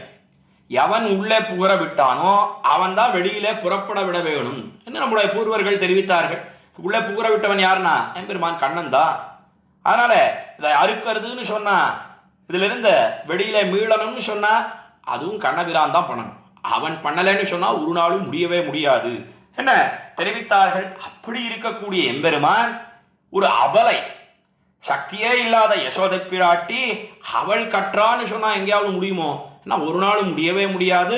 கட்டும்படியாக தன்னை அமைத்து கொடுத்தான். அதைத்தான் கண்ணினும் சிறு தாம்பினால் கட்டுண்ண பண்ணிய பெருமாயன் என்ன, கட்டும்படியாக தன்னை அமைத்து கொடுத்தான் பெருமாயன் என்ன. என்ன ஆச்சரியபூதனாக இருக்கிறான், எப்பேற்பட்ட செயலை எம்பெருமான் பண்ணுகிறான் என்று கொண்டாடுகிறார் இவ்விடத்துல மதுரகவி ஆழ்வார். அதுவும் இந்த கயிற்றினாலே கட்டினாளா? உண்மையிலேயே கைத்தை கொண்டா கட்டினா யசோதை பிராட்டி என்ன, மற்றொரு களவெண்ணை களவினில் உறவிடையாப்புண்டு என்ன, இந்த உரலோட சேர்த்து கட்டினாலே.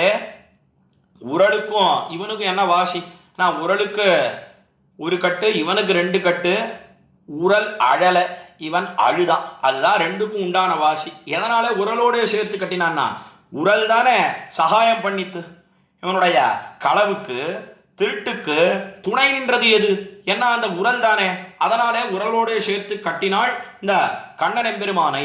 என்ன பார்க்கிறோம், மற்றொரு களவெண்ணை களவினில் உறவிடையா புண்டு. அதுவும் எம்பெருமான், எம்பெருமானுக்கு எங்க கட்டு போட்டான்னா உரம்னு சொன்னா உதரம் என்பது உரம் என கிடைக்கிறதுன்னு காட்டினார்கள். உதரம்னு சொன்னா வயிறு, வயிற்றிலே கட்டினாள்னு ஒரு அர்த்தம் தெரிவித்தார்கள்.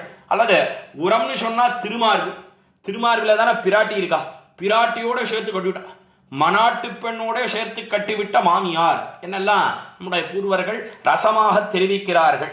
ஆக இப்படி இந்த யசோதை பிராட்டி கட்டினாலே அவள் சொல்லாலே கட்டினாள். என்ன பார்க்கிறோம், வார்த்தை சொன்னான். அவனால அவிழ்த்து கொண்டு போக முடியாதா? சம்சாரம்னு சொல்லக்கூடிய ஒரு பந்தத்தில் நம்ம எல்லாம் புகர விட்டு வெளியில புறப்பட விடக்கூடிய எம்பெருமான் ஒரு அபலை சின்ன கயிற்றினாலே கண்ணபிரானை கட்டினான்னு சொன்னா அவனாலே அதை அவிழ்த்து கொண்டு போக முடியாதா? ஏன்னா கயிற்றினால உண்மையிலே கட்டல, அந்த பிரேமமானது தாமமாக ஆயித்து. என்ன அவள காலத்தில் ஒரு வார்த்தை சொன்னாள். அதை ஸ்ரீ விஷ்ணு புராணத்தில் ஸ்லோகத்தில் எடுத்து காட்டுகிறார்கள். யதி சக்னோசி கச்சத்வம் அதிசஞ்சல சேஷ்டிதா இத்யுக்த்வா சனிச்சங் கர்மா சாச்சகார குடும்பினி. இனி எது சக்னோசி கச்சத்வம், துருதுருக்க பயலே, சுட்டித்தனம் பண்ணும் பயலே, முடிந்தால் இந்த கட்டை அவிழ்த்து கொண்டு போ காலத்தில் தெரிவித்தாள். அதிசஞ்சல சேஷ்டிதா இத்யுக்த்வா நிஜம் கர்மா. என்ன சொல்லிட்டு அவ புறப்பட்டு போயிட்டா. தன்னுடைய காரியங்களை எல்லாம் பார்ப்பதற்காக பால் தயிர் வெண்ணெய் அதெல்லாம் விற்கணுமே. இடையர்கள்னு சொன்னால் அவர்கள் கோதனர் ஆக இருக்கக்கூடியவர்கள், கோ சமிருத்தி பசுக்களை எல்லாம் ரட்சிக்கக்கூடியவர்கள், காரியத்தை எல்லாம் பண்ணணுமே. அதுதான் அவர் புறப்பட்டு போயிட்டா. ஆனால் கண்ணபிரான் வார்த்தையாலே கட்டினாலும் இல்லையோ, அதனால்தான் அவன் கட்டும்படியாக அமைத்து கொடுத்தான். பிற்பாடு அவளே அவிழ்க்கணும் அந்த கட்டை, இவன் அவிழ்க்க கூடாது, ஒரு நாளும் கூடவே கூடாது.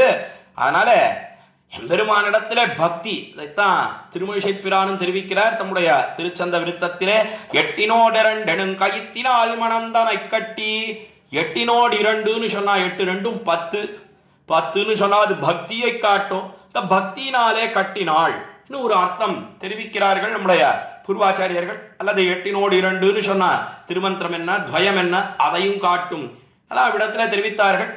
அது பிரசங்கத்துக்கு வேண்டியதன்னு அது நிற்க இப்படி கட்டும்படியாக எம்பெருமான் தன்னை அமைத்து கொடுத்தான். அதைத்தான் கண்ணி நுண் சிறுத்தாம்பினால் கட்டுண்ண பண்ணிய பெருமாயன். பெரிய ஆச்சரிய பூதன் அந்த எம்பெருமான். என்ன ஆச்சரியம், என்ன இப்படி கட்டினாலே காலத்துல கட்டுவளோன்னு கண்ணன் எம்பெருமானுக்கு பயம். பயத்தின் காரணத்தினாலே என்ன பண்றான், என்ன சரி பேசாம ஆழத் தொடங்குவோம். அழுகையும் அஞ்சி நோக்கும் அந்நோக்கும் அணிகொள் செஞ்சிருவாய் நெடிப்பதுவும் கொள்கையும் இவ கண்டவசோதை தொல்லையின் பத்திருதி கண்டாளே முழுதும் வெண்ணை அலைந்து தொட்டுண்ணும் முகிழஞ்சிறு தாமரை கையும் எழில்கொள் தாம்பு கொண்டடிப்பதற்கெழ்கு நிலையும் வெந்தயிறு தோய்ந்த செவ்வாயும் அழுகையும் அஞ்சி நோக்கு மண்ணோக்கு மணிகொள் செஞ்சிருவாய் நெடிப்பதுவும் தொழுகையும் இவ கண்டவசோதை தொல்லையின் பத்திருதி கண்டாளே. என்ன தெரிவிக்கிறார் குலசேகர பெருமாள் தம்முடைய பெருமாள் திருமொழியில். முழுதும் வெண்ணை அலைந்து தொட்டுண்ணும். அந்த கண்ணபிரான் வெண்ணை நிறத்திலே அதிமாத்திரமான பிராவண்யம். அதனால அதை நன்னா தொட்டு தொட்டு உண்றான். நன்னா அலையறதுலே ஆனந்தம். குழந்தைகள்னு சொன்னாலே பதார்த்தங்களை எல்லாம் கையினாலே நன்னா அலையும். அதே போல முழுதும் வெண்ணை அலைந்து தொட்டுண்ணும். முகிழஞ்சிறு தாமரை கையும், சிறிய தாமரை கை சக்கச்சவேல்னு இருக்கு. அதில் வச்சுட்டு இந்த வெண்ணையெல்லாம் எடுத்து போஜனம் பண்ணுறான் கண்ணன் எம்பெருமான். எழில்கொள் தாம்பு கொண்டு அடிப்பதற்கெழ்கு நிலையும். எழில்கொள் தாம்புன்னு சொன்னாங்க, அதைத்தான் கண்ணினும் சிறுத்தாம்புன்னு இங்கே சொல்கிற மதுரகவி ஆழ்வர். எழில்கொள் தாம்புன்னு சொன்னால் அழகோடே கூடின தாம்பு கயிறு. அது எதனாலே அழகுன்னா எம்பெருமானுடைய திருமேனி ஸ்பர்ஷம் அதற்கு கிடைச்சிருக்கோ இல்லையோ, அதனாலே அழகுன்னு காட்டினார்கள். தாம்பு கொண்டு அடிப்பதற்கு எழுகு நிலையும். நீ இந்த குழந்தைய ஒரு அடி போட்டுடுறேன் பார். யசோதை பிராட்டிய காலத்தில் அவள் முற்பட்டாள். எழுகு நிலையும் வெண்தயிர் தோய்ந்த செவ்வாயும். மேலே கண்ணபிரான் எப்படி இருக்கான், என்ன கண்ணன் என்னும் கருந்தெய்வம் என்ன திருமேனி நன்னா கருத்து இருக்கு. அதற்கு மேலே இந்த வாய் உதட்டு ஓரத்தில் விளவிளேர்னு இருக்கு வெண்ணெய். அதற்கு மேலே அந்த அதரமானது சிவந்திருக்கிறது. ஒரு பக்கம் வெள்ளை, ஒரு பக்கம் கருப்பு, ஒரு பக்கம் சிகப்பு, ரொம்ப அழகா இருக்கு, பார்ப்பதற்கு ஆகர்ஷகமாக இருக்கிறது என்னெல்லாம் தெரிவித்து, இந்த செவ்வாயும் அழுகையும் அஞ்சி நோக்கும் அந்நோக்கும் கண்ணபிரான் பார்த்தான். அம்மா அடிச்சுடுவளோ, இன்னைக்கு எப்படியாவது இவளுடைய அடியிலிருந்து தப்பிக்கணும். என்ன பண்ணலான்னா அழ தொடங்குவோம். என்ன அழத்துக்கு ஆரம்பிச்சான், பார்த்தா யசோதை பிராட்டி வாய் வாய் வாய் வாயை திறந்தா கொன்னுடு. காலத்தில் அதட்டினால அழவும் முடியல, அழுகையும் அஞ்சி நோக்கும், பயந்து பயந்து கண்ணபிரான் யசோதை பிராட்டிய அம்மா அடிச்சுடுவளோன்னு பார்த்தான்.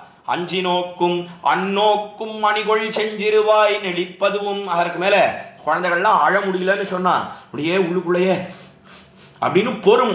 அதை போல பொறுமினான் அக்காலத்திலே கண்ணன் எம்பெருமான். அதுக்கப்புறம் யோசிச்சு பார்த்தான், என்னடா அது, நீங்கெல்லாம் இருந்தா நாம் என்ன பெரிய ஒரு திருட்டா பண்ணியிருக்கோம்? ஒன்றும் கிடையாது. வீடனோ நம்மது தான். நாம் இங்கே திருவாயர்பாடியில் பிறந்திருக்கோம்.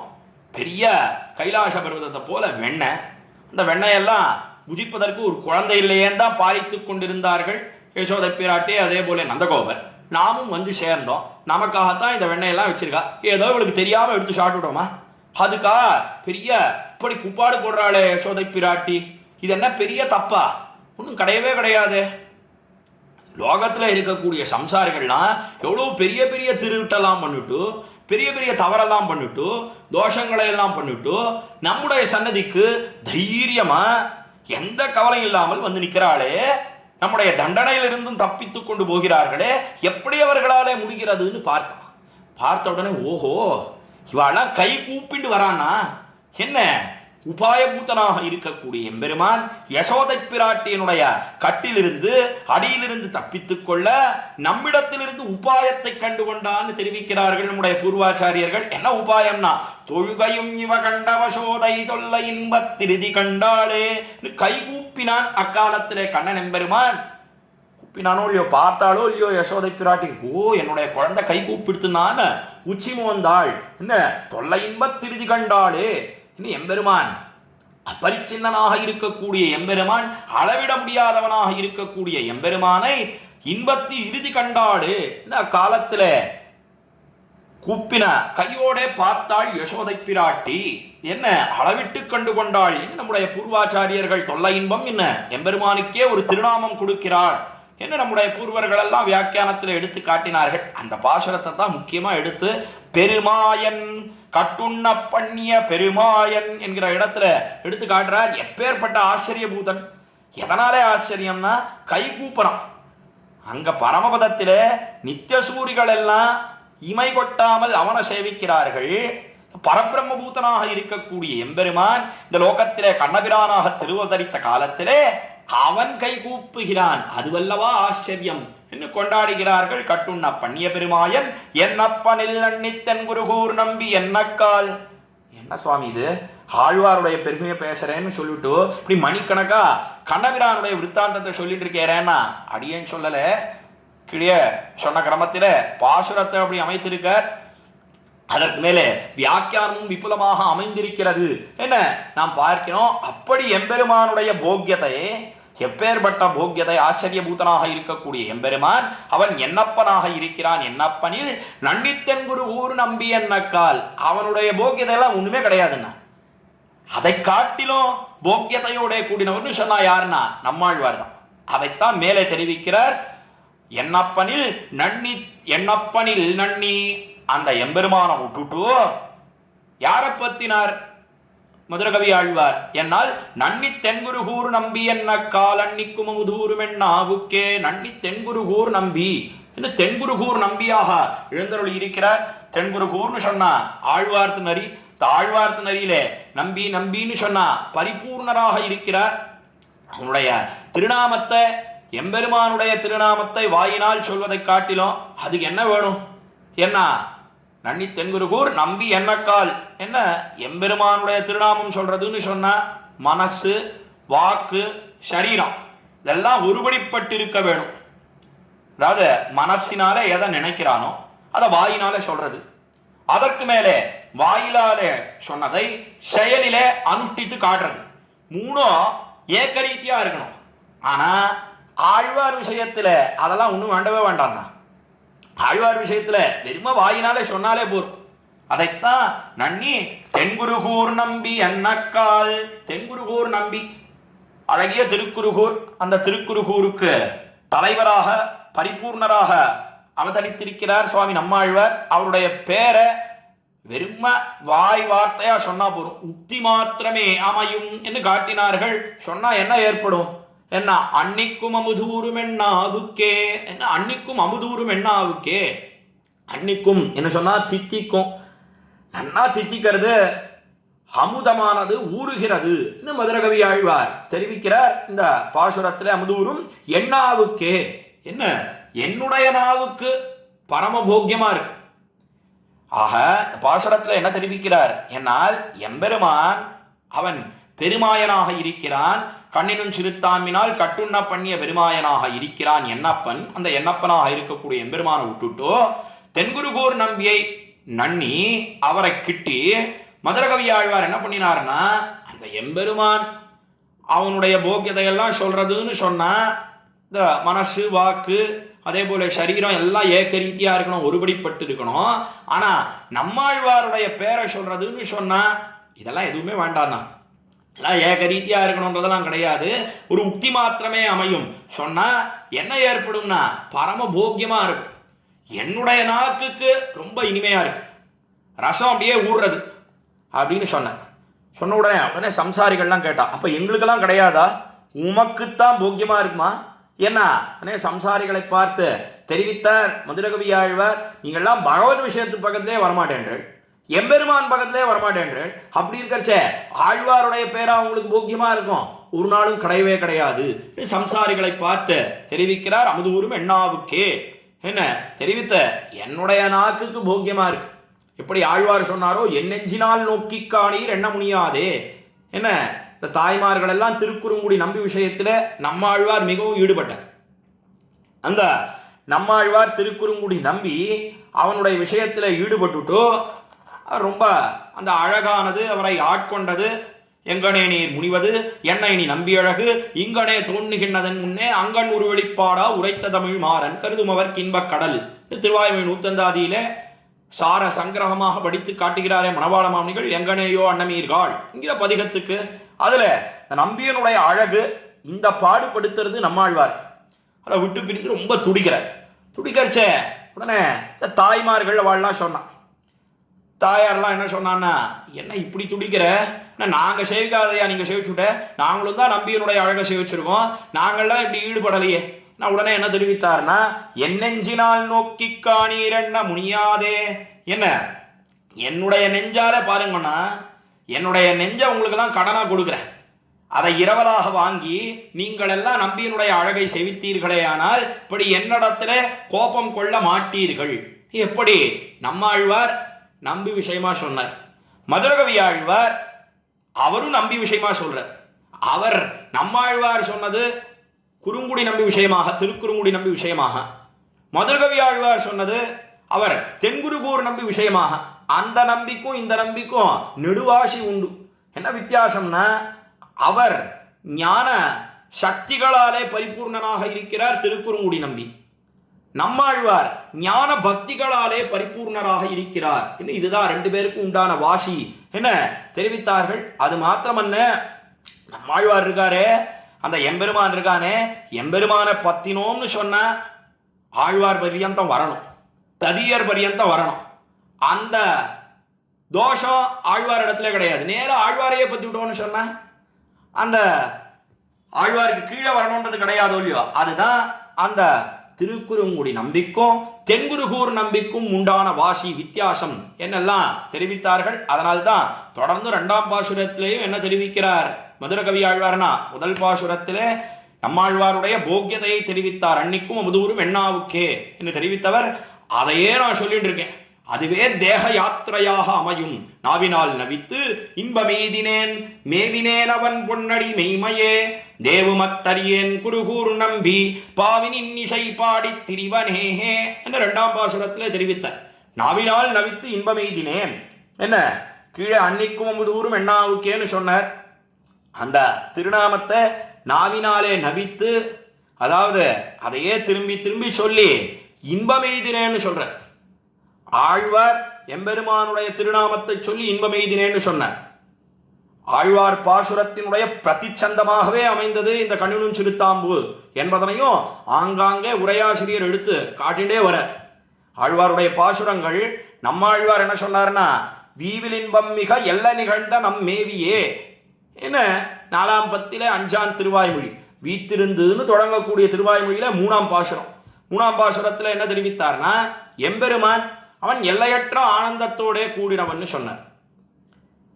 வீவில் இன்பம் மிக எல்ல நிகழ்ந்த நம்மச்சுதன் வீவில் சீரன் மலர்கண்ணன் விண்ணோர் பெருமான் தன்னை வீவில் காலம் சமாடகள் ஏத்தி மேவப் பெற்றேன் வீவில் இன்பம் மிக எல்ல நிகழ்ந்த நம்மேவியே என்று பாசுரம் பார்க்கிறோம். அந்த எம்பெருமானவன் எப்படி இருக்கான் என்னால், வீவில் இன்பம் சொன்னா விச்சேதமே கிடையாது. விச்சேதம்னு சொன்னா தடை இல்லாத எல்லையற்ற ஆனந்தத்தோட கூடியிருக்கிறான் எம்பெருமான். வீவில் இன்பம் மிக எல்ல நிகழ்ந்த நம் அச்சுதன்.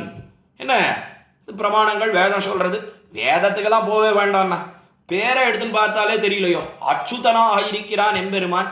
அதுவே எதை காட்டுறது, எல்லையற்ற ஆனந்தத்தோட கூடியிருக்கிறான் எம்பெருமான் என்பதனை காட்டுகிறது.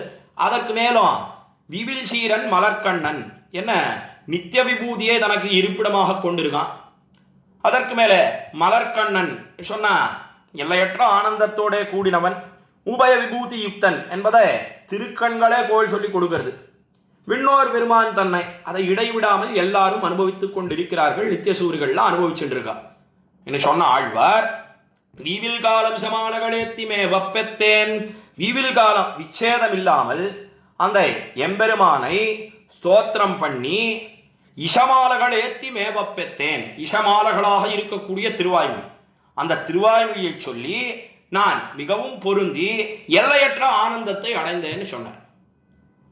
இங்கேயும் என்ன சொல்றார் மதுரகவி ஆழ்வார், எதனால அந்த பாசுரத்தை எடுத்த உரையாசிரியர் காட்டுகிறார் என்னால், நாவினால் நவித்து இன்பமெய்தினேன் மேவினேன். இன்பமெய்தினேன் மேவினேன் அது எப்படி அமைந்திருக்கு என்ன, அங்க எம்பெருமான் விஷயமாக ஆழ்வாரும் சொன்னது என்னன்னா, மேவினேன் வீவில் இன்பம்பிகள் எல்ல நிகழ்ந்த நம் மேவியே பாசுரம் அமைந்திருக்கிறது. எல்லையற்ற ஆனந்தத்தை அடைந்தேன். எம்பெருமானுடைய ஆனந்தத்துக்கும் ஆழ்வாருடைய ஆனந்தத்துக்கும் என்ன வாசி? நான் அங்கே எம்பெருமான் கேட்டான், போய் ஆழ்வீர் எம்பெருமானுக்கும் ஆனந்தம் எனக்கும் ஆனந்தம்னு சொன்னீர், உமக்கும் ஆனந்தம்னு சொன்னீர், ரெண்டுக்கும் என்ன அப்போ வித்தியாசமே கிடையாதா? என்ன இல்லை வித்தியாசம் உண்டு எம்பெருமானே. உன்னுடைய ஆனந்தத்துக்கு எந்த காரணமும் கிடையாது, ஸ்வதகா உனக்கு ஆனந்தம். ஆனால் என்னுடைய ஆனந்தத்துக்கு ஒரு காரணம் உண்டு. என்ன காரணம்னா, உன்னை ஸ்தோத்திரம் பண்ணினேன், உன்னை ஏற்றி நான் மேவப்பெற்றேன். என்ன நம்மாழ்வார் தெரிவித்தார், உன்னுடைய ஆனந்தம் அது தான் தோன்னியா இருக்கு, ஆனால் என்னுடைய ஆனந்தம் அது உன்னை ஸ்துதித்தபடியினாலே வந்தது என்று ஆழ்வார் தெரிவித்தார். அந்த எம்பெருமானுடைய ஆனந்தத்துக்கும் ஆழ்வாருடைய ஆனந்தத்துக்கும் வித்தியாசம் காட்டினார் ஆழ்வார். இப்போ மதுரகவி ஆழ்வார் என்ன பண்றார் என்னால், அந்த ஆழ்வாருடைய ஆனந்தத்துக்கும் மதுரகவி ஆழ்வாருடைய ஆனந்தத்துக்கும் என்ன வித்தியாசம், என்ன வாசி என்னால், நாவினால் நவித்து இன்பமெய்தினேன் மேவினேன் அவன் பொன்னடி மெய்மையே. என்ன நம்மாழ்வாருடைய திருவடித்தாமரைகள், ஆழ்வார் பற்றினது எம்பெருமானுடைய திருவடித்தாமரைகளை, மதுரகவி ஆழ்வார் பற்றினது நம்மாழ்வாருடைய திருவடித்தாமரைகளை. ஆக நம்மாழ்வாருடைய திருவடித்தாமரைகளை ஏத்தி நாவினால் நவித்து இன்பமெய்தினேன் மேவினேன் அவன் பொன்னடி மெய்மையே. என்ன அதையே ஸ்தோத்திரம் பண்ணினேன், அதிலேயே பொருந்தி இருக்கேன்னா, அதனாலே அவன் பொன்னடி மெய்மையே நான் மெய்யாகவே பண்ணினேன் என்று தெரிவிக்கிறார். தேவுமத்தரியேன் குருகூர் நம்பி பாவின் இன்னிசை பாடி திரிவனே. என்ன அதற்கு மேலே கேட்டா, சில பேர்லாம் கேட்டா, ஓய் மதுரகவி ஆழ்வீரே, அப்போ இதை தவிர உமக்கு வேற எதுவும் தெரியாதா? என்ன தேவுமத்தரியேன் என்ன அன்வய வத்திரேகங்களாலே தெரிவிக்கிறார். என்ன அன்வயம், அதாவது நம்மாழ்வாருடைய திருவடித்தாமரைகளையே எல்லாமாக கொண்டார், அவன் பொன்னடியே மேவினார் மதுரகவி ஆழ்வார். அதை தவிர வேற எதுவும் மதுரகவி ஆழ்வாருக்கு தெரியாது. வேற எதிலையும் ஈடுபட மாட்டார். எதில் ஈடுபட மாட்டார்? ஏன்னா இதர விஷயங்கள் நாமெல்லாம் ஈடுபடுறோம், எத்தனையோ விஷயாந்தரங்கள் இருக்கு, அதிலெல்லாம் ஈடுபடுறோம், அதிலெல்லாம் கண் வைக்க மாட்டாரான்னா அதை பற்றி இங்கே பேச்சே கிடையாது, பிரஸ்தாபமே கிடையாது. எம்பெருமான் விஷயத்தில் ஈடுபட மாட்டார். எம்பெருமானுடைய 5 நிலைகள்னு பார்க்கிறோம் இல்லையோ.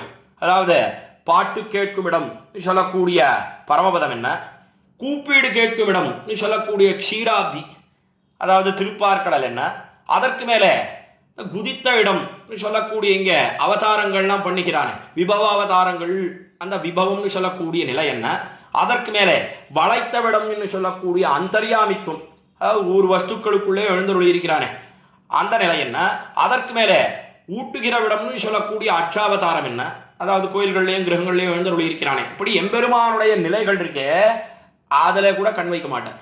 அதைத்தான் தேவு மத்தறியேன் என்ன மத்தறியேன்னு சொன்னார்.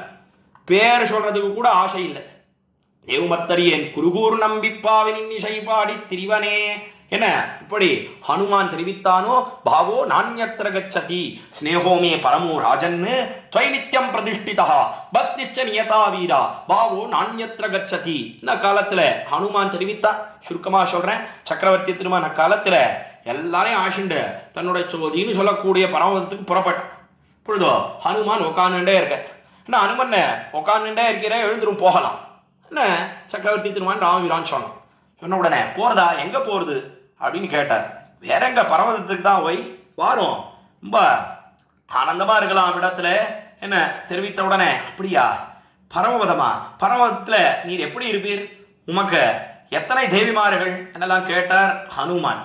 பரமபதத்தில் எனக்கு ஆயிரக்கணக்கான தேவிமார்கள் உண்டு, யாரோடையும் பேச மாட்டேன், வாய்மூடி மௌனமாக இருப்பேன், எல்லாரும் எனக்கு பரிச்சரியை பண்ணுவார்கள், கைங்கரியம் பண்ணுவார்கள் எல்லாம் சொன்னான் சக்கரவர்த்தி திருமன் ராமவீரன். கேட்டாரோ இல்லையோ காதை பொத்துட்டார் ஹனுமான். சாச்சா கேட்கறதுக்கு நன்னாவே இல்லையே, இவர் ஏகபத்னி பிரத்தனைத்தான் பார்த்துருக்க, சீதைக்கு மணவாளனாக இருக்கக்கூடிய ராமபிரானைத்தான் பார்த்துருக்க, அதற்கு மேலும் பூர்வபாஷீச்ச ராகவஹா என்ன எல்லாரோடையும் புன்முறுவலோட பேசக்கூடிய ராமபிரானைத்தான் பார்த்துருக்கார். அதனால அதெல்லாம் வேண்டவே வேண்டாம் என்ன தெரிவித்த. ஆனாலும் நிர்பந்தித்தான் சக்கரவர்த்தி திருமன் ராமபிரான். உடனே ஹனுமான் இந்த சரீரத்தோட உடலோட வரலாமான்னு கேட்டேன். ஓய் இந்த உடல் அது ரொம்ப தாழ்ந்தது ஹேயமானது, அத்தோட போய் எங்கேயாவது அங்கே போக முடியுமா, எதனால இந்த உடலோட போகணும்னு நீர் ஆசைப்படுறீர் என்று கேட்க, இதில் தானே ஆலிங்கனம் கிடைத்தது. ஏஷ சர்வஸ்வ பூதஸ்து பரிஸ்வங்கோ ஹனுமதா என்ன நன்னாக பார்வர தழுவி கொண்டான காலத்திலே சக்கரவர்த்தி திருமான் ராமபிரான் ஹனுமானே. அதனாலே அங்கெல்லாம் நான் வரமாட்டேன், ஸ்னேகோமே பரமோ ராஜன்னு துவை நித்தியம் பிரதிஷ்டிதா என்ன எனக்கு இந்த ஸ்னேகமானது, அதே போல உம்மிடத்துல ஸ்னேகமும் உண்டு, அன்பும் உண்டு, பக்தியும் உண்டு, அது நித்தியம் பிரதிஷ்டிதா என்னைக்கும் மாறவே மாறாது, எப்பவும் இதே ரீதியாகத்தான் இருக்கும். பக்திஷ்ட நியதாவீரா பாவோ நானியத்திர கச்சதி என்ன அந்யத்திரன்னு சொன்னார். அந்த பேரை கூட சொல்றதுக்கு இஷ்டம் இல்லை, பேரும் அசக்கியமானபடி என்று காட்டினார்கள் நம்முடைய பூர்வாச்சாரியர்கள். அதனால அந்யத்திர பரமபதம்னு கூட சொல்லலை, அந்யத்திரன்னு சொன்னார். அதே போலத்தான் இப்பொழுது மதுரகவி ஆழ்வார் என்ன சொல்றார் இங்கே, என்னால் தேவு மத்தரியேன் குருகூர் நம்பிப்பாவின் இன்னிசை பாடி திரிவனே. தேவு மத்தரியேன் என்ன இதர விஷயங்கள் எல்லாம் இங்க பிரஸ்தாபமே கிடையாது, அதை பத்தி பேசவே இல்லை. நம்ம ஆழ்வாரை தவிர வேற தெய்வம் எனக்கு தெரியவே தெரியாது. மத்தரியேன் குருகூர் நம்பிப்பாவின் இன்னிசை பாடி திரிவனே. குருகூர் நம்பிப்பா சொல்லக்கூடிய இந்த கண்ணினும் சிறுத்தாம்பு அந்த தலைப்பிலே தான் அந்த உபன்யாசத்தை அனுபவித்து வருகிறோம். அந்த குருகூர் நம்பி பாவாக இருக்கக்கூடிய கண்ணினும் சிறுத்தாம்பு, அதே போல திருவாய்மொழி என்னும் ஒரு அர்த்தம் காட்டினார்கள் என்பதனை கீழே பார்த்தோம். அதை பாடி திரிவனே, அதையே பாடி நான் திரிவேன், அதையே அந்த ஜெய கோஷங்களை எல்லாம் நமந்தமர் தலைகள் மீதே நாவலிட்டு தருகின்றோம், நமந்தமர் தலைகள் மீதே என்ன இந்த திருநாம பிரபாவத்தை பற்றி பேசினாரோ தன்றடிப்புடியாழ்வார் திருமாலையிலே. அந்த எம்பெருமானுடைய திருநாமத்தை அண்டகொண்ட பலத்தாலே நமன் அவனுடைய அடியார்கள் அவர்கள் தலை மீது வெற்றி வெற்றி என்ன நாவலோ நாவல், வெற்றியோ வெற்றி என்ன அவர் பறைசாத்தினார். இப்படி சுக்ரீவ மகாராஜன் அவன் ராமபிரானை அண்டகொண்ட பலத்தாலே வாலியினுடைய வாசலுக்கு போய் பெரிய பறை சாத்தினான். அவனுக்கு ஏற்பட்டது நாமியினுடைய பிரபாவத்தினாலே. தொண்டடிப்புடியாழ்வாருக்கு திருநாம பிரபாவத்தாலே ஏற்பட்டது, இது எம்பெருமானுடைய திருநாம பிரபாவத்தாலே. இங்க மதுரகவி ஆழ்வாருக்கு ஏற்பட்டது நம்மாழ்வாருடைய திருநாம பிரபாவத்தாலே. என்ன அவர் விஷயமாக இருக்கக்கூடிய இந்த கண்ணினும் சிறுத்தாம்பு, அதே போல குருகூர் சடகோபன் குருகூர் சடகோபன் திருவாய்மொழியிலே சொல்லுகிறபடினாலே அதை கொண்டு அதை அண்ட கொண்ட பலத்தாலே அவர் என்ன பண்றார் மதுரகவி ஆழ்வார்னா பாடி திரிவனே, இப்படி இதையே பாடிக்கொண்டு திரிவேன் என்ன திரிவித்து. அப்போ எம்பெருமானை எல்லாம் நீர் ஏறெடுத்தும் பார்க்க மாட்டீரா? போய் நீர் சொல்றது ரொம்ப முரணா இருக்கே. 3ஆம் பாசுரத்திலே என்ன சொல்லியிருக்கீர் நீர்? என்ன திரிதந்தாகிலும் தேவபிரானுடை கரியகோல திருவுரு காண்பன் நான் பெரியவன் குருகூர் நமர் நம்பி காலுரியனாய் அடியேன் பெத்த நன்மையே. 3ஆம் பாசுரம் பார்க்கிறோம் இந்த கண்ணினும் சிறுத்தாம்பில. எம்பெருமான ஏறெடுத்தும் பார்க்க மாட்டேன்னு சொல்றேன், தேவமத்தரியேன்னு சொல்றீர். சொல்லிட்டு இப்ப 3ஆம் பாசுரத்துல என்ன பண்ணியிருக்காரு இந்த மதுரகவி ஆழ்வார்? என்ன திரிதந்தாகிலும் தேவபிரானுடை கரியகோல திருவுரு காண்பன் நான், என்ன மீண்டாகிலும் தேவபிரான்னு சொன்னா நித்தியசூரிகளுக்கு சேவை சாதித்துக் கொண்டிருக்கிறானே எம்பெருமான், அந்த இருப்பை கரியகோல திருவுரு காண்பன் நான். கரியகோலம் சொன்னா கண்ணங்கரேன்னு இருக்கான் எம்பெருமான், அதுவும் திருவாபரணங்களோட இவருக்கு சேவை சாதித்தான் எம்பெருமான். அதை காண்பன் நான், அதை நான் கண்ணாலே காண்பேன். மதுரகவி ஆழ்வார் பாசுரத்துல சொல்றார். கீழ் பாசுரத்துக்கும் கேள்வியை எழுப்பி கொண்டு சமாதானம் தெரிவிக்கிறார்கள். ஓ என்ன ஓய் இது தேவமத்தரியன்னு ஆழ்வாரை தான் பாடுவேன்னு சொல்லிட்டு 3ஆம் பாசுரத்திலேயே இப்படி மாத்தி விட்டீரே, திரிதந்தாகிலும் தேவபிரானுடைன்னு சொல்றீரே, அதனால இப்படி சொல்றீர் கேட்டா சமாதானம் என்ன காட்டினார்கள் நம்முடைய பூர்வாச்சாரியர்கள். என்ன ஒன்றும் கிடையாது, எம்பெருமான் மேல் விழுந்த அனுபவத்தை கொடுக்குறான். இவருக்கு ஒன்றும் அதெல்லாம் சேவிக்கணும்னு இவருக்கு நேராக ஆசை கிடையாது. ஆனால் கீழே என்ன பார்த்தோம்னா ஆழ்வார் உகந்த விஷயம், அதனாலே எம்பெருமான் உத்தேசியம். ஆழ்வார் சன்னதிக்கு போனா வேற பொலிந்து நின்று பிரான சேவித்தீரான்னு ஆழ்வார் கேட்பார். இல்லைன்னு சொன்னா அவ்வளவுதான், அவர் பார்க்க மாட்டார், அவர் இவரோட வார்த்தை ஆட மாட்டார், பேச மாட்டார். அதனாலே ஆழ்வார் கேட்க போறாரேன்றதுக்காக சன்னதிக்கு போய் சேவிக்கிறாரே ஒழிய பொலிந்து நின்று ஆதிப்பிரானே. இல்லைன்னா இவருக்கா போய் சேவிக்கணுன்ற எண்ணம்லாம் கிடையவே கிடையாது. இவர் ஆழ்வாரே எல்லாமாக கொண்டார் மதுரகவி ஆழ்வார், அது ஒரு காரணம். மற்றொன்று என்னன்னா இவரிடத்துல எம்பெருமானுக்கு விசேஷமான பிரீத்தி. அதனால்தான் கீழே சத்ருக்ன ஆழ்வானையும் மதுரகவி ஆழ்வாரையும் ஒப்பிட்டு காட்டினார்கள் உரையாசிரியர்கள் என்று பார்க்கிறோம். சத்ருக்ன ஆழ்வானிடத்துல யாருக்கு விசேஷமான பிரீத்தி? ராமபிரானுக்கு விசேஷமான பிரீத்தி. தன்னுடைய பிராதாக்கள் சகோதரர்கள் லக்ஷ்மணன் என்ன, பரதாழ்வான் என்ன, சத்ருக்னாழ்வான் என்ன, இவர்கள யாரிடத்துல ராமனுக்கு விசேஷமான பிரீத்தி என்னால் சத்ருக்னாழ்வான் இடத்துல தான். எதனாலே சத்ருக்னாழ்வான் இடத்துல விசேஷமான பிரீத்தி? சத்ருக்னாழ்வானோ ஏறெடுத்தும் பார்க்க மாட்டேன், ராம கைங்கரியம் கீழே என்ன அனுபவித்தோம். என்னால் அனகஹா என்ன கச்சதா மாதுலகுணம் பரதேன ததா அனகஹா என்ன ராமபக்தியாகிற பாபமற்றவன் என்பதனை கீழே அனுபவித்தோம். ராமனிடத்துல பக்தியே கிடையாது, அவனுடைய அழகிலே ஈடுபடாத வீரனாக இருக்கிறான். ஆனாலும் கூட அவன் ராமனை பார்ப்பான், பார்க்கவே மாட்டானா? பார்ப்பான். ஏன்னா பரதன் ஆசைப்பட்ட விஷயம் என்கிறபடியினாலே ராமனை அவன் பார்ப்பான் என்ன கீழே நிரூபித்து காட்டினார்கள். அவனிடத்துல தான் விசேஷமான பிரீத்தி ராமபிரானுக்கு. ஏன் அவனிடத்துல விசேஷமான பிரீத்தி என்னால் மம மத் பக்த பக்தேஷு பிரீத்திக்கு அபியதிகாபவே என்கிற பிரமாணத்தை எடுத்து காட்டினார்கள். யாரிடத்துல எம்பெருமானுக்கு விசேஷமான பிரீத்தி என்ன? பக்த பக்தேஷு, என்னுடைய பக்தன், அந்த பக்தனுடைய பக்தன் அவனிடத்துல யார் ஈடுபட்டு தொண்டெல்லாம் புரிகிறானோ, கைக்கரியங்களை எல்லாம் பண்ணுகிறானோ, அவனிடத்துல தான் எனக்கு அளவு கடந்த ஆசை பிரீத்தி நீ எம்பெருமான் தெரிவித்தான். அதனால்தான் தேவபிரான் என்ன பண்றான் என்ன ஆழ்வார், அந்த ஆழ்வாரிடத்துல விசேஷமான ஈடுபாட்டோட மதுரகவி ஆழ்வார் கூடியிருக்கார். அதனால கட்டாயம் அவருக்கு சேவை சாதிக்கணும்னா என்ன எம்பெருமான் சேவை சாதிக்கிறான். அதைத்தான் திரிதந்தாகிலும் தேவபிரானுடை கரியகோல திருவுரு காண்பன் நான் இவ்விடத்துல தெரிவிக்கிறார் மதுரகவி ஆழ்வார். மீண்டாகிலும் அவனை சேவிப்பேன். எதனாலேனா எம்பெருமான் அனுபவத்தை கொடுக்குறான்.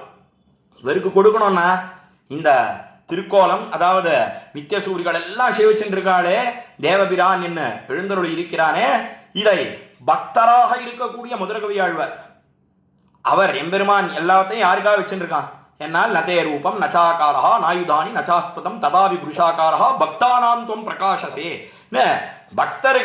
பக்தர்களுக்காகத்தான் வைத்துக் கொண்டிருக்கிறான். இவ்விடத்துல பக்தர் என்பது யாரை காட்டும் என்னால் மதுரகவி ஆழ்வாரை காட்டும் சுவாமி அழகிய மணவாள பெருமாள் நாயனார் தம்முடைய உரையில எடுத்து காட்டுகிறார். அதனால்தான் தேவ பிரானுடை கரியகோல திருவுரு காண்பன் நான் கரியகோல திருவுரு தெரிவித்தார். எம்பெருமான் அவன் எப்படி இருந்தான்? ஏன்னா மதுரகவி ஆழ்வார் பார்ப்பதற்கு முன்பு பரியந்தம் அவனுக்கு இந்த கண்ணங்கரையில் இருக்கக்கூடிய நிறம் கிடையவே கிடையாது, வெளுத்துதான் இருந்தது, வெளிரேறத்தான் இருந்தது அவனுடைய திருமேனி. நித்திய சூரிகள்லாம் அனுபவிக்கிறார். அதே போல நம்மாழ்வார் கட்டுண்ண பண்ணிய பெருமாயன் என்ன அந்த நவநீத சௌரிய விற்த்தாந்தத்தில் நம்மாழ்வார் 6 மாசம் மோகித்து கீழே விழுந்தார் என்று பார்க்கிறோம். இப்படி இவர்கள் எல்லாம் அனுபவித்தாலும் கூட அவனுடைய திருமேனி எப்படி இருந்தது என்னால் செந்தாமரையடிகள் செம்பொன் திருவுடம்பே என்னதான் ஆழ்வாருடைய பாசுரம்னு பார்க்கிறோம். 2ஆம் பத்தில 5ஆம் திருவாய்மொழி அந்தாமத்தன்பு என்கிற திருவாய்மொழியில முதல் பாசுரத்தில் எம்பெருமானுடைய திருமேனி இந்த திருவுடம்பு எப்படி இருக்குன்னா பொன்னிறமா இருக்குன்னு சொன்னார் ஆழ்வார். ஆக ஆழ்வார் அனுபவித்தார், நித்தியசூரிகள் அனுபவித்தார்கள், அப்பெல்லாம் பொன்னிறமாத்தான் இருக்கு. ஆனா கரியகோல திருவுரு காண்பன் நான் இவன் மதுரகவி ஆழ்வார் பார்த்த பிற்பாடுதான் தன்னிறம் பெற்றான் எம்பெருமான். அப்பேற்பட்ட பிரீத்தி மதுரகவி ஆழ்வார் இடத்திலே எம்பெருமானுக்கு பார்க்கிறோம். அதனால தேரின அர்த்தம் நமக்கு என்ன கிடைக்கிறது என்னால் ஆச்சாரியனுக்கு எல்லா கைங்கரியங்களும் நாம பண்ணினோம்னு சொன்னா எம்பெருமான் மேல் விழுந்து அனுபவத்தை கொடுப்போம். அதைத்தான் சூச்சிப்பிக்கிறது காட்டுகிறது இந்த விற்த்தாந்தம் பாசுரம் என்னெல்லாம் நம்முடைய பூர்வர்கள் எடுத்து காட்டுகிறார்கள். அல்ல ஆச்சாரியனே எல்லாமாக கொண்டார்கள். நடந்த ஒரு ஐதிஹ்யம், நடந்த நிகழ்ச்சியும் காட்டப்படுகிறது. காலத்தில் திரிபுராதேவியார் என்பவர் எழுந்தருளி இருந்தார். அம்மையார் எம்பெருமானாருடைய சுவாமி ராமானுஜனுடைய சச்சிஷ்யாக திகழ்ந்தாள். அவளிடத்துல ஒரு சமயம் சில பேர்லாம் கேட்டா, என்ன கேட்டான்னா, நீங்கள்லாம் ஏன் எம்பெருமானையே எல்லாமாக கொண்டுள்ளீர்கள், பரதேவதையாக பரபிரம்மமாக கொண்டீர்கள், அதற்கு வேதம் தான் காரணமா? வேதம் எம்பெருமானை அறப்பெரியவன் என்று தெரிவிக்கிறது. அதனால நீங்கள் எம்பெருமானை எல்லாமாக கொண்டிருக்கிறீர்களா, பரம்பொருளாக கொண்டிருக்கிறீர்களான்னு கேட்க உடனே அவள் தெரிவித்தது என்னன்னா, அதெல்லாம் கிடையாது, எங்கள் எம்பெருமானார் ராமானுஷர் அவர் காடிச்சால் மூலையிலே இருக்கக்கூடிய தேவதை, அந்த தேவதையை சேவித்திருப்பரேயானால் நாங்களும் சேவித்திருப்போம். காடிச்சால் மூலைன்னு சொன்னா வடகிழக்கு மூலை, ஈசான்ய மூலை. அந்த மூளைக்கு அதிபதியாக இருக்கக்கூடியவன் ருத்ரன். அவனை எம்பெருமானார் தொழலை, ராமானுஷர் தொழலை, அதனால நாங்களும் சேவிக்கல. அப்படி ஆச்சாரியனே எல்லாமாக கொண்டார்கள் என்ன நாம் பார்க்கிறோம். இதே போலத்தான் ஆச்சாரியனுக்கு பண்ணின உபகாரத்தை தமக்கு பண்ணினதாக எல்லாம் நினைக்க வேணும் என்ன பல ஐதிஹ்யங்களை எடுத்து இவ்விடத்துல காட்டுகிறார்கள். இந்த 3ஆம் பாசுரத்தில் அவகாச தௌர்லபியத்தாலே அதெல்லாம் இங்க விவரித்து அடியேன் விண்ணப்பம் பண்ணவில்லை. ஆக தேரின அர்த்தம் என்ன என்னால் ஆச்சாரியனே எல்லாம் இன்னும் ஒருத்தன் இருக்கான்னு சொன்னா எம்பெருமான் மேல் விழுந்து அனுபவத்தை கொடுக்குறான். அப்படித்தான் கரியகோல திருவுரு காண்பன் நான் என்று கரியகோல என்று தன்னிறம் பெற்றான் எம்பெருமான்.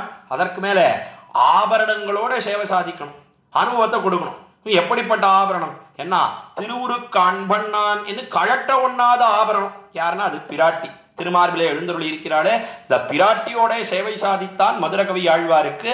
அதை காண்பன் நான் என்னெல்லாம் தெரிவித்து பெரியவன் குருகூர் நகர நம்பி காலுரிய நாயடியேன் பெத்த நன்மையே இதெல்லாம் ஏற்பட்டதற்கு காரணம் என்ன என்னால் யாருக்கு ஆளா இருக்கேன் என்ன ஏதோ எம்பெருமான் அவன் இப்படி சேவை சாதித்தான், பயத்தோட பார்த்தேன்னு சொல்றார் மதுரகவி ஆழ்வார். இன்னும் எனக்கு அதுல எனக்குன்னு ஈடுபாடெல்லாம் கிடையாது, நம்மாழ்வார் உகந்த தேவத்தை அதனால சேவித்தேன், அவனும் மேல் விழுந்த அனுபவத்தை கொடுத்தான், அதனாலே பார்த்தேன் என்று தெரிவித்து பெரிய வன்குருகூர் நகர நம்பி காலுரியனாய் வன்குருகூர் நகர நம்பி என்ன ஔதாரியத்தோட கூடியது ஆழ்வார்த்தின் ஹரின்னு சொல்லக்கூடிய திவ்ய தேசம் ஆழ்வாரே நமக்கு கொடுத்ததே. கீழே என்ன அனுபவித்தோம்னா எம்பெருமான் அவன் அறப்பெரியவனாக இருக்கிறான். அறப்பெரியவனாக இருக்கக்கூடிய எம்பெருமானை தனக்குள்ளே அடக்கி கொண்டிருக்கிறபடியினாலே பெரியன் என்று பெருமை பெற்றார் நம்மாழ்வார்.